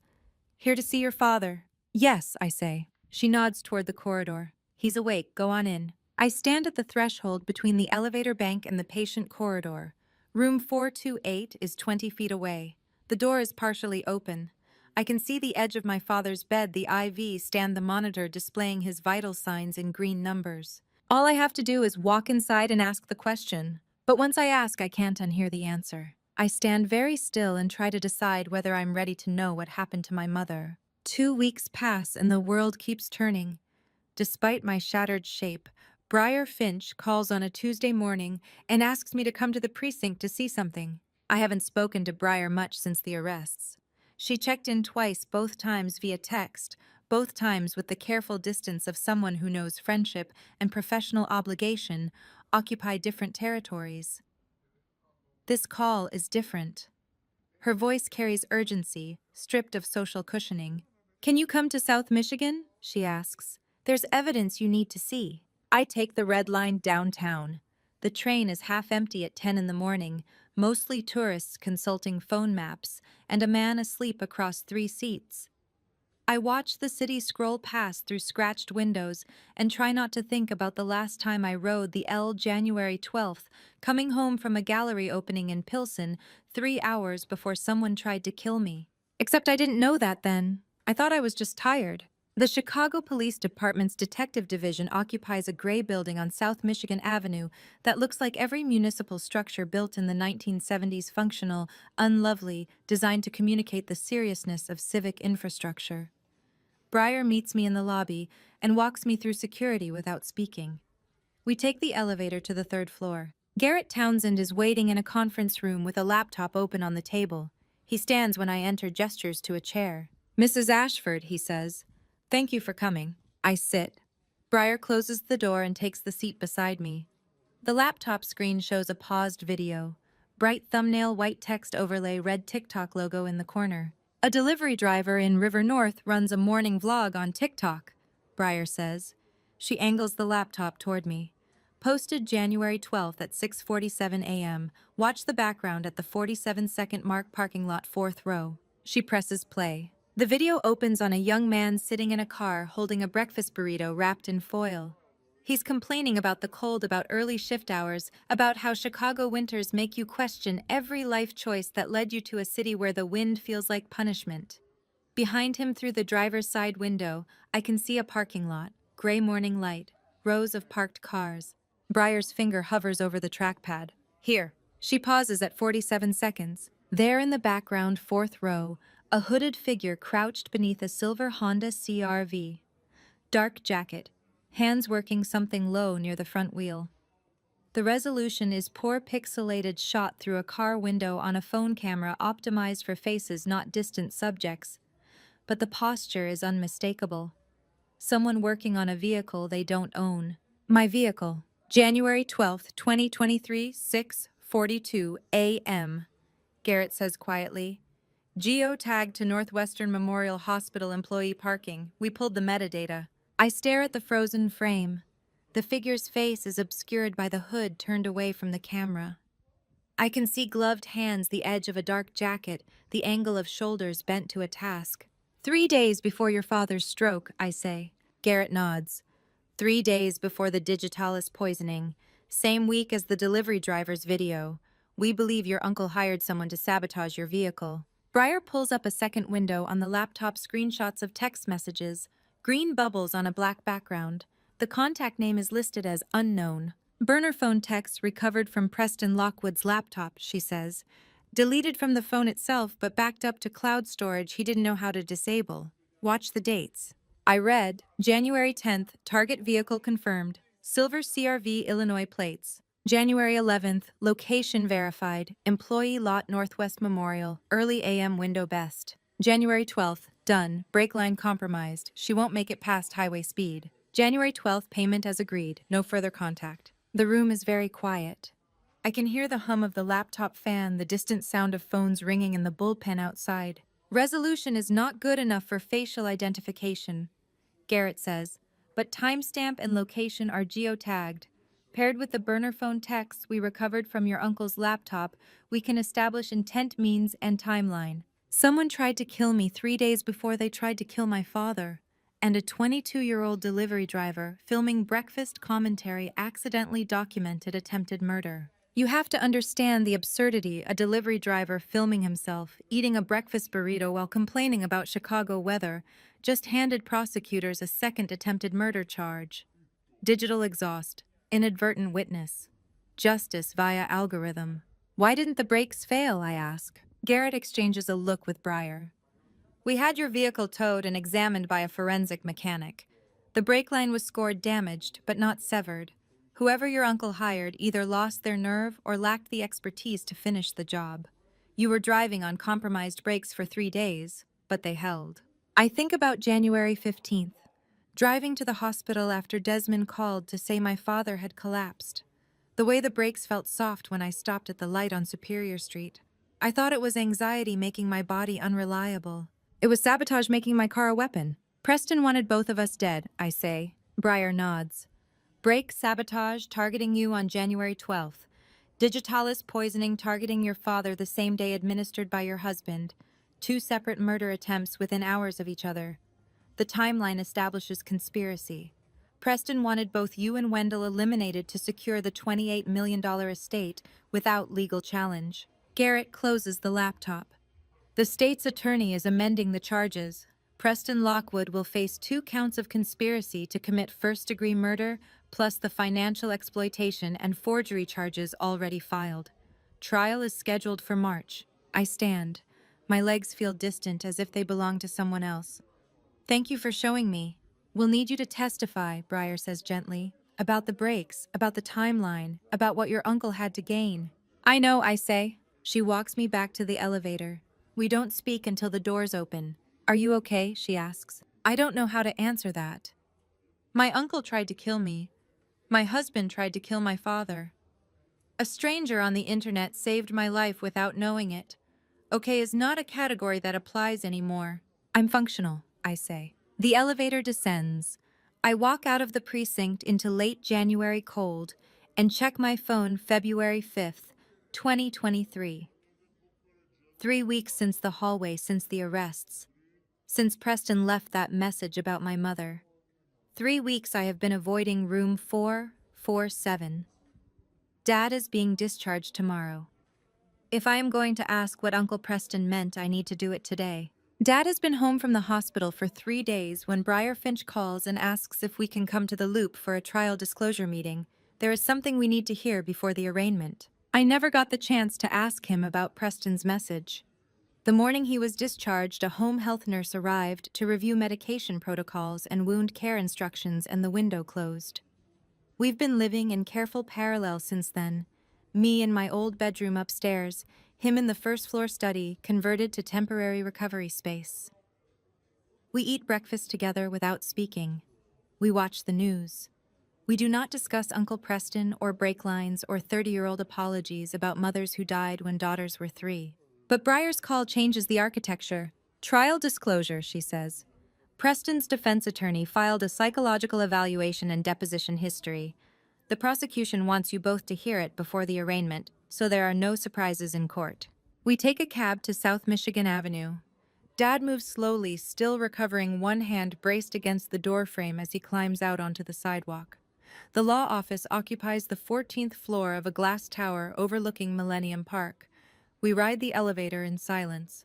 The conference room has floor-to-ceiling windows facing west. I can see the bean sculpture in the distance, tourists clustered around it despite February cold. Breyer is already there, seated beside a man I don't recognize, mid-50s gray suit, wire-rimmed glasses, the kind of precise grooming that signals expensive legal representation. Wendell Margot, Breyer says, standing. This is Malcolm Reeves. He's representing Preston Lockwood. Malcolm Reeves extends a hand. His grip is firm, professional, empty of warmth. Thank you both for coming. I know this is difficult. We sit. Dad lowers himself into the chair beside me carefully, the way people move when their bodies have recently betrayed them. Malcolm opens a leather portfolio and removes a document. My client has provided a full deposition as part of his defense strategy. The psychological evaluation establishes context for the events of January 2023. I want to walk you through the relevant history so you understand what will be presented at trial. I glance at Dad. His face is unreadable. Malcolm continues. In 1993, Wendell Lockwood discovered his brother Preston in an affair with his wife, Margot's mother, Caroline. Instead of confronting it publicly, instead of severing the relationship or demanding accountability, Wendell chose forgiveness. He kept it quiet, protected the family, allowed Preston to remain part of their lives without consequence or exposure. The room goes very still. Malcolm says the year 1993 and I do the math automatically. I was 3 years old. My mother died that same year. Uncle Preston had an affair with my mother, and then she died and no one ever told me. I turn to look at my father. He is staring out the window at Michigan Avenue traffic 14 floors below. His hands are folded on the table in front of him, perfectly still. The psychological evaluation, Malcolm says, establishes that Preston Lockwood lived under that forgiveness for 3 decades. His brother held his deepest shame, adultery, betrayal of family trust, and chose mercy over exposure. On the surface, this appears noble. In practice, it became a form of psychological entrapment. Briar's pen hovers over her notepad. She doesn't write anything. Preston could not escape the knowledge that Wendell knew, Malcolm continues. Every family gathering, every holiday, every time they spoke, the unspoken history sat between them. Wendell's silence was not absolution, it was a permanent reminder of debt. Forgiveness without confrontation is not freedom. It's a cage. I find my voice. You're saying my father's mercy drove Preston to attempted murder. Malcolm meets my eyes. I'm saying 30 years of unresolved guilt calcified into resentment. Preston believed Wendell used that forgiveness as leverage, silent, perpetual moral authority. When Caroline died in 1993, shortly after the affair ended, Preston interpreted Wendell's grief as accusation. He spent the next 3 decades trapped in that dynamic, unable to move forward, unable to escape the architecture of forgiveness that demanded nothing and offered no closure. How do you carry a secret like that for 30 years? How do you forgive your brother for sleeping with your wife, watch your wife die months later, raise your daughter alone and never speak the truth out loud? I look at my father again. He has not moved. His eyes are still on the traffic below. The defense will argue, Malcolm says carefully, that the conspiracy charges stem from long-term psychological harm inflicted by weaponized forgiveness. Preston Lockwood's actions in January 2023 were the culmination of 3 decades living under unbearable moral debt with no mechanism for resolution. Briar closes her notepad. That's not a legal defense, Malcolm. Psychological context doesn't negate conspiracy to commit murder. No, Malcolm agrees. But it establishes motive. It humanizes my client, and it complicates the narrative of simple greed. I wait for my father to speak. To deny it, to defend himself, to explain why he never told me that my mother's brother-in-law, the man who came to every birthday, every Thanksgiving, every milestone, had betrayed him in the most fundamental way. But he doesn't speak. Finally, without turning from the window, he says quietly, I knew you would find the thread eventually, sweetheart. I just hoped it would not be like this. His voice is so soft I almost don't hear it. The meeting ends. Malcolm Reeves packs his portfolio, shakes hands, leaves with the efficient exit of someone who has delivered difficult information professionally. Briar walks us to the elevator. I'm sorry, she says. I wanted you to hear it from us first, not in open court. I nod. I don't trust my voice. We walk out of the law office into Chicago, February, cold sky, iron gray over Michigan Avenue. I take Dad's hand, the same hand that signed forgiveness 30 years ago, the same hand that carried that unbearable weight alone, so I could grow up without the poison. He does not say anything. Neither do I. Some silences are not empty. Some silences are archaeology. September arrives sharp and clean, first coat since spring. First time entering Cook County Courthouse not as observer, but as named party in a criminal trial. The months between February and now have been archaeology of a different kind. Dad and I learned to live in the same house without the weight of unspoken history crushing us. We talk about my mother sometimes now, carefully, in small doses, the way you handle something fragile that has been buried too long. He tells me she loved jazz music and hated cilantro and had a laugh that made strangers smile. He does not tell me about the affair. I do not ask. Some truths require time before they can be touched. But today is not about the past. Today is about watching two men face consequences. Courtroom 5. O6 is smaller than I expected. Fluorescent lights, wood paneling gone dull with age, rows of benches like church pews. I sit in the front row beside my father. Breyer is 2 rows back in her professional capacity as contract lawyer assisting the prosecution.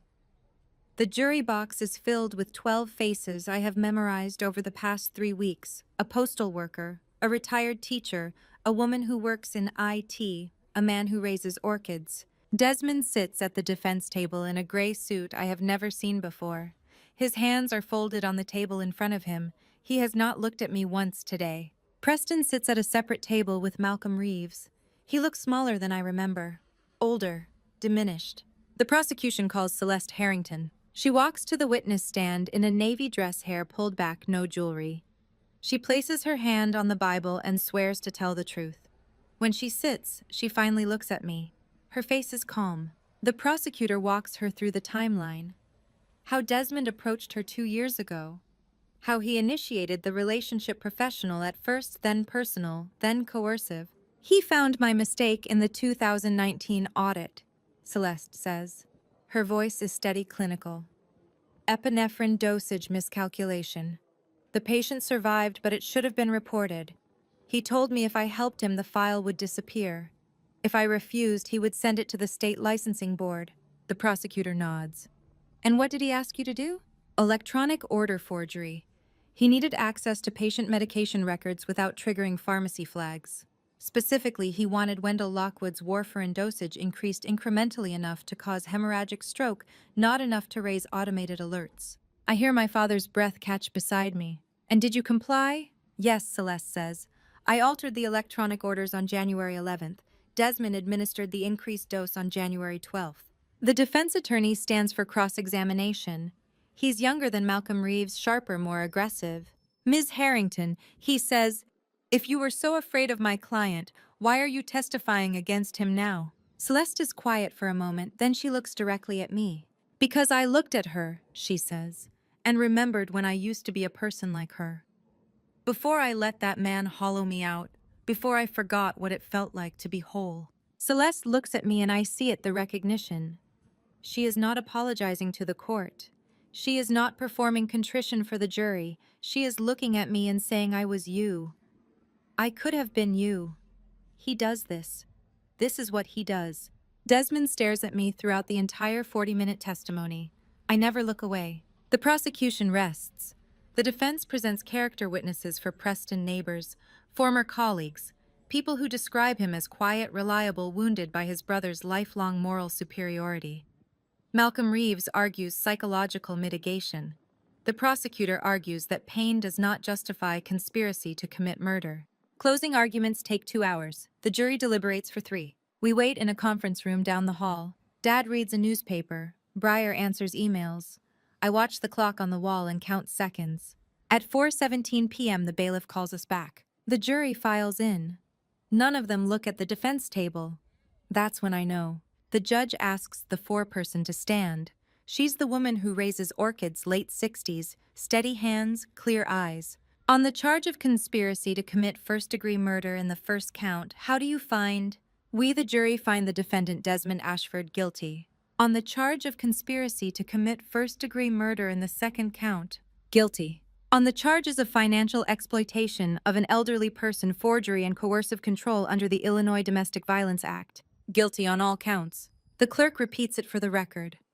The judge sets sentencing for immediate execution under Illinois statute. given severity and flight risk. Desmond Ashford, the judge says, you are hereby sentenced to 22 years in the Illinois Department of Corrections without eligibility for early parole. 22 years. The judge says it once. The bailiff repeats it into the record. Desmond does not flinch.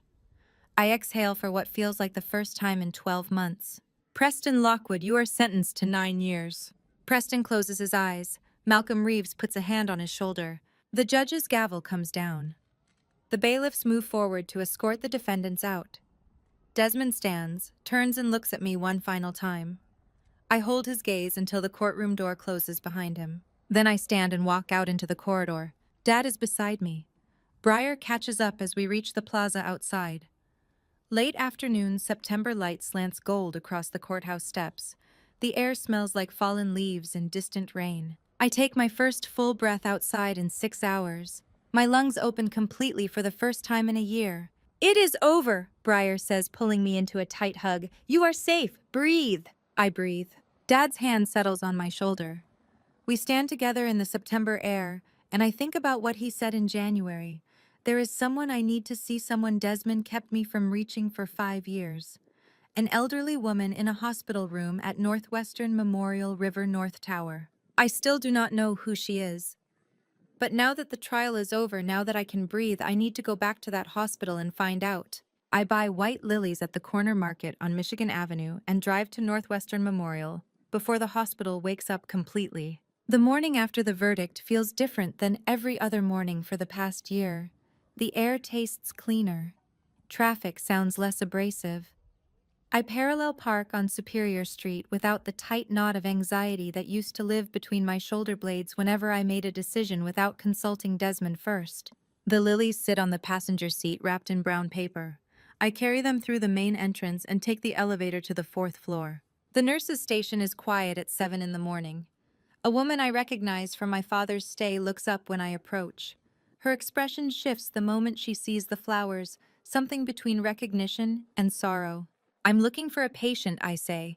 An elderly woman, 4th floor. I saw her in the corridor several times back in January, but I never asked her name. I thought... The nurse's face completes the sentence before I can. I am so sorry, honey, she says gently. Ms. Pemberton passed 3 weeks ago. Went peacefully in her sleep early morning just before dawn. The corridor tilts slightly. 3 weeks ago, during the trial disclosures. While I was sitting in that conference room learning about my mother's affair, while Malcolm Reeves was explaining psychological wounds and toxic forgiveness, while I was excavating 30-year-old secrets, she was dying. Iris Pemberton, the nurse continues. She was 74, had been here since November, complications from congestive heart failure, room 412. I never asked her name.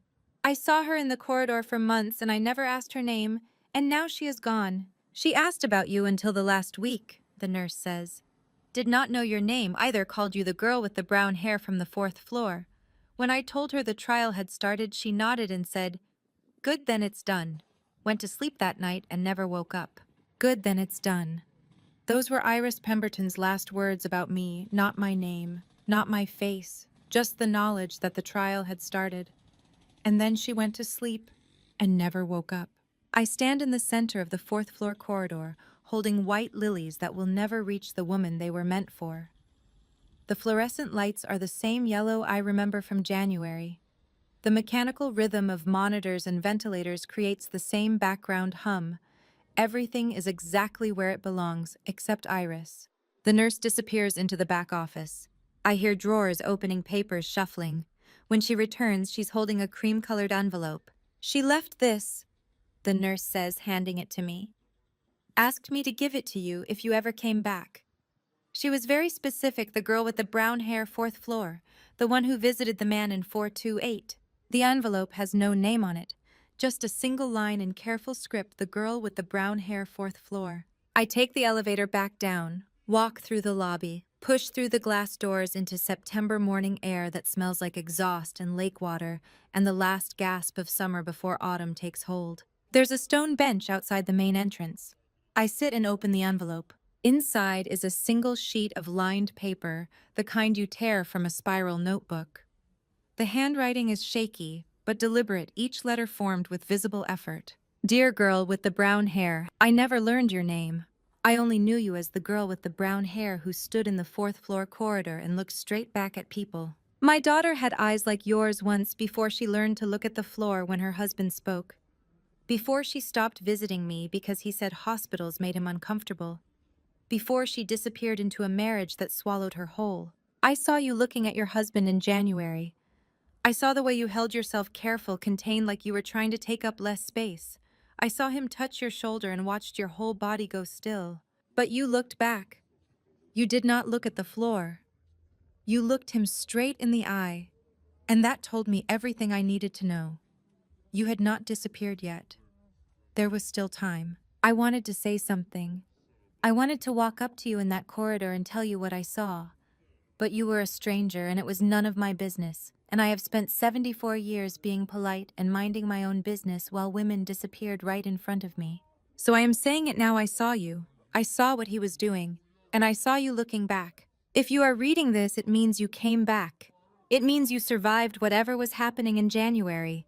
It means you are still here. How many women has Iris seen in hospital corridors over her lifetime?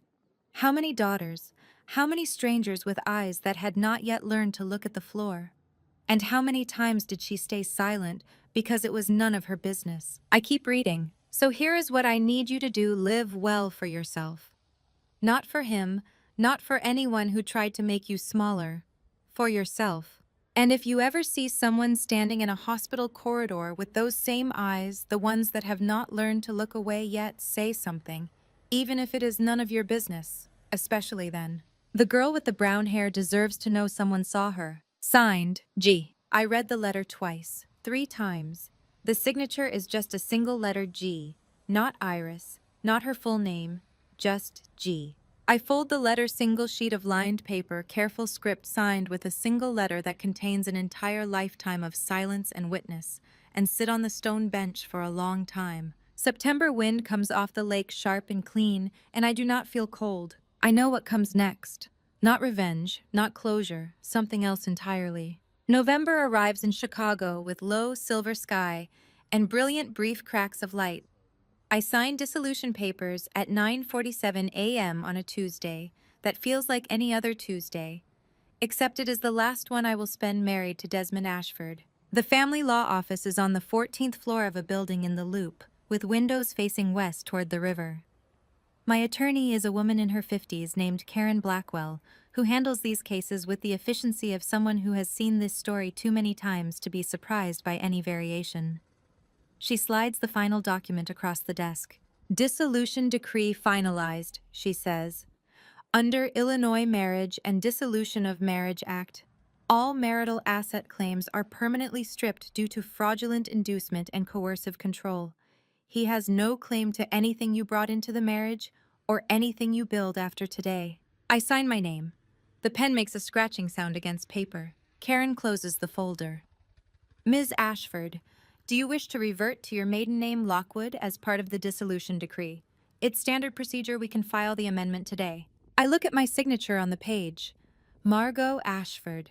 The name I have carried for 5 years. The name that became a cage, then evidence, then testimony. No, I say. I am keeping the name I have. From today, it belongs entirely to me, not a title I wear, because I belong to someone else. Ashford is mine now. Karen nods once, sharp and approving. Good.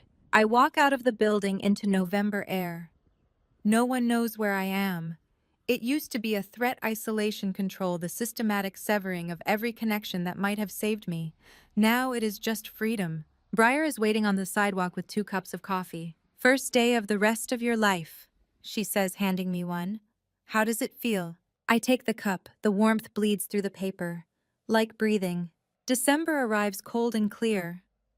Dad calls me to a board meeting at the company office's small gathering, just the 3 senior partners and the executive secretary who has worked for him for 15 years. Her name is Opal Sinclair, 62, returning from medical leave with the kind of quiet smile that suggests she knows exactly what this meeting is about. Dad stands at the head of the conference table and announces he is transitioning primary operations to me effective January 1st. The partners nod. They have known this was coming since I was a child sitting in the lobby doing homework while Dad worked late. Afterward, Opal hands me an encrypted USB drive. "From your father?" she says.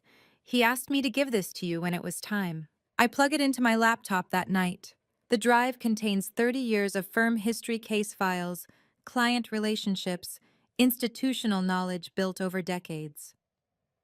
At the bottom of the directory is a text file labeled read_me_first. I open it. The note reads, "Been waiting since you were 7 for you to take this seat, sweetheart. Just did not know how long the road would be back to yourself. Welcome home." Dad's note on the encrypted USB reads, "Been waiting since you were 7. I was 7 years old when I first asked what he did at work. 23 years. He has been waiting 23 years for me to come back to myself." January passes in the mechanics of transition learning systems, meeting clients, understanding the architecture my father built over 3 decades. February brings the first signs of spring, despite the cold light lasting a few minutes longer. Each evening, the quality of air shifting from iron to silver. In early March, I returned to Northwestern Memorial to deliver a donation check to the palliative care unit. 4th floor, same corridor, same fluorescent lights. A woman is standing outside room 412 packing boxes. She is in her early 40s, dark hair pulled back, wearing jeans and a sweater that has seen better days. When she turns, I see she has her mother's hands, long fingers the same way of holding her shoulders. Helen Collier stands outside room 412, packing her mother's effects. Same room, same floor, same fluorescent light. She has her mother's hands, but when she looks at me, she does not look at the floor anymore. "You're the girl with the brown hair," she says. "It is not a question." "Yes," I say, "I'm Margot." "Helen," she says, "Iris was my mother." We stand in the corridor where her mother watched me for months, recognizing something she could not name but understood in the architecture of bodies and eyes, and the way women learn to make themselves smaller. "I am starting a foundation," I tell her, "for people like us. I would like to name it after your mother, after Iris." Helen laughs. There are tears in her eyes, but the laugh is genuine. "She would absolutely hate that," she says. "Mom spent her whole life being quiet, being polite, not making a fuss. Don't memorialize that. Name it after what she told you to do, not after her, after the action." I think about the letter, the single sheet of lined paper, the instructions signed with just one letter. "Speak Up, March 2024. Speak Up Foundation, legally incorporated with $2 million from my personal trust. Pro bono family law representation for victims of domestic exploitation and elder financial abuse. Office space donated by Dad's firm. Intake lines opening March 15th. I sit in my new apartment the night before launch, smaller than the place I shared with Desmond. River North, 3rd floor windows facing east toward the lake. The lease has only my name on it. The walls are pale cream, the color my father loves, the color I never got to choose before. The apartment is dark and still. Tomorrow morning at 9 a.m., the phone will ring for the first time. Someone will call the intake line looking for help, for witness, for someone who will believe them when they say something is wrong. And I know exactly what I'm going to say. "Speak Up Foundation, this is Margot. I am listening." January returns to Chicago with snow sweeping the same diagonal pattern as 2 years ago. I walk through Northwestern Memorial's automatic doors again, but this time I am not here for my father. I am here for someone else's mother. The elevator climbs to the 4th floor, same mechanical hum, same yellow fluorescent light pressing down on the same linoleum corridor. When the doors open, I step into the hallway.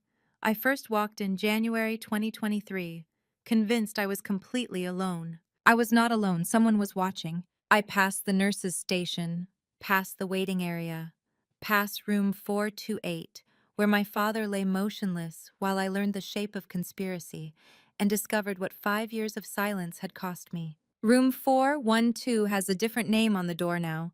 Different patient, same light, same hum, same place where Iris Pemberton spent her final months watching strangers in the corridor and deciding one January morning to leave a letter for a woman she would never meet. I pause outside the door, look through the glass pane one silent beat, then I continue walking. Behind me, wheelchair wheels click softly against linoleum, An elderly woman rolls past oxygen tank hospital gown, the particular stillness of someone who has made peace with waiting.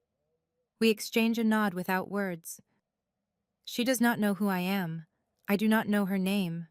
But we see each other. I step into room 419. The woman sitting on the mattress edge is 78 years old. Her son drained her accounts over 18 months, refinanced her house without her knowledge, convinced her she was too confused to manage her own finances. She holds a stack of legal notices in both hands, eyes red, her entire body carrying the exhaustion of being betrayed by someone she raised from nothing. I pull a chair close to the bed and take out my notepad. Tell me everything, I say softly. Start from the beginning. I have time. I am listening. 2 years ago, I stood in this hallway convinced I was alone in what was happening to me. I was not. Someone was watching.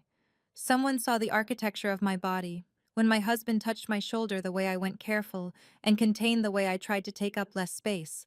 And she left instructions. I did not tell this story to warn you about men like Desmond. I told it so you would remember the woman in room 412. Iris Pemberton never learned my name. She called me the girl with the brown hair. She died 3 weeks before I came back with white lilies peacefully in her sleep, knowing only that the trial had started, knowing it was done. I keep her letter in my top drawer, single sheet of lined paper, careful script despite the tremor in her hands, signed with one letter G. The Speak Up Foundation office sits 3 blocks from this hospital in River North.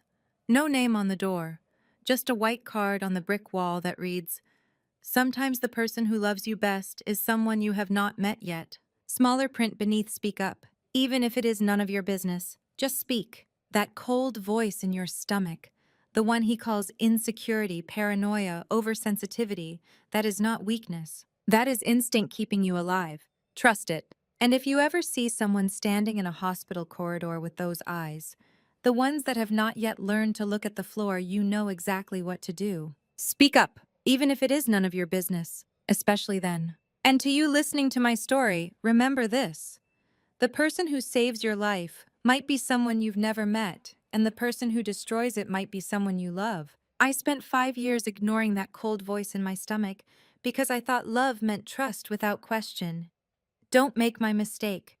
When someone tracks your every move, edits your words, isolates you from people who care, that's not love, that's control. And when family conspires against you, don't be ashamed of your trust. Be clear about their betrayal. Some might think this story is about family revenge. My uncle and husband both got what they deserved. But it's not about revenge. It's about speaking up before it's too late. It's about being the stranger in the hospital corridor who says something even when it's none of your business. Iris Pemberton saved my life with a single letter, and I believe God put her in that hallway for a reason. Not for family revenge, but for witness, for intervention, for the kind of love that asks nothing in return except that you pass it forward. If this story resonated with you, I'd love to hear your thoughts in the comments below. Have you ever had someone speak up for you when you needed it most? Please share this story with anyone who might need to hear it, and if you haven't already, subscribe to Her Revenge for more stories about survival justice and finding your voice again. Your support means everything. Thank you for staying until the very end. This story contains fictionalized elements woven with real experiences to strengthen its message. What matters most is the lesson: speak up even when it's none of your business, especially then.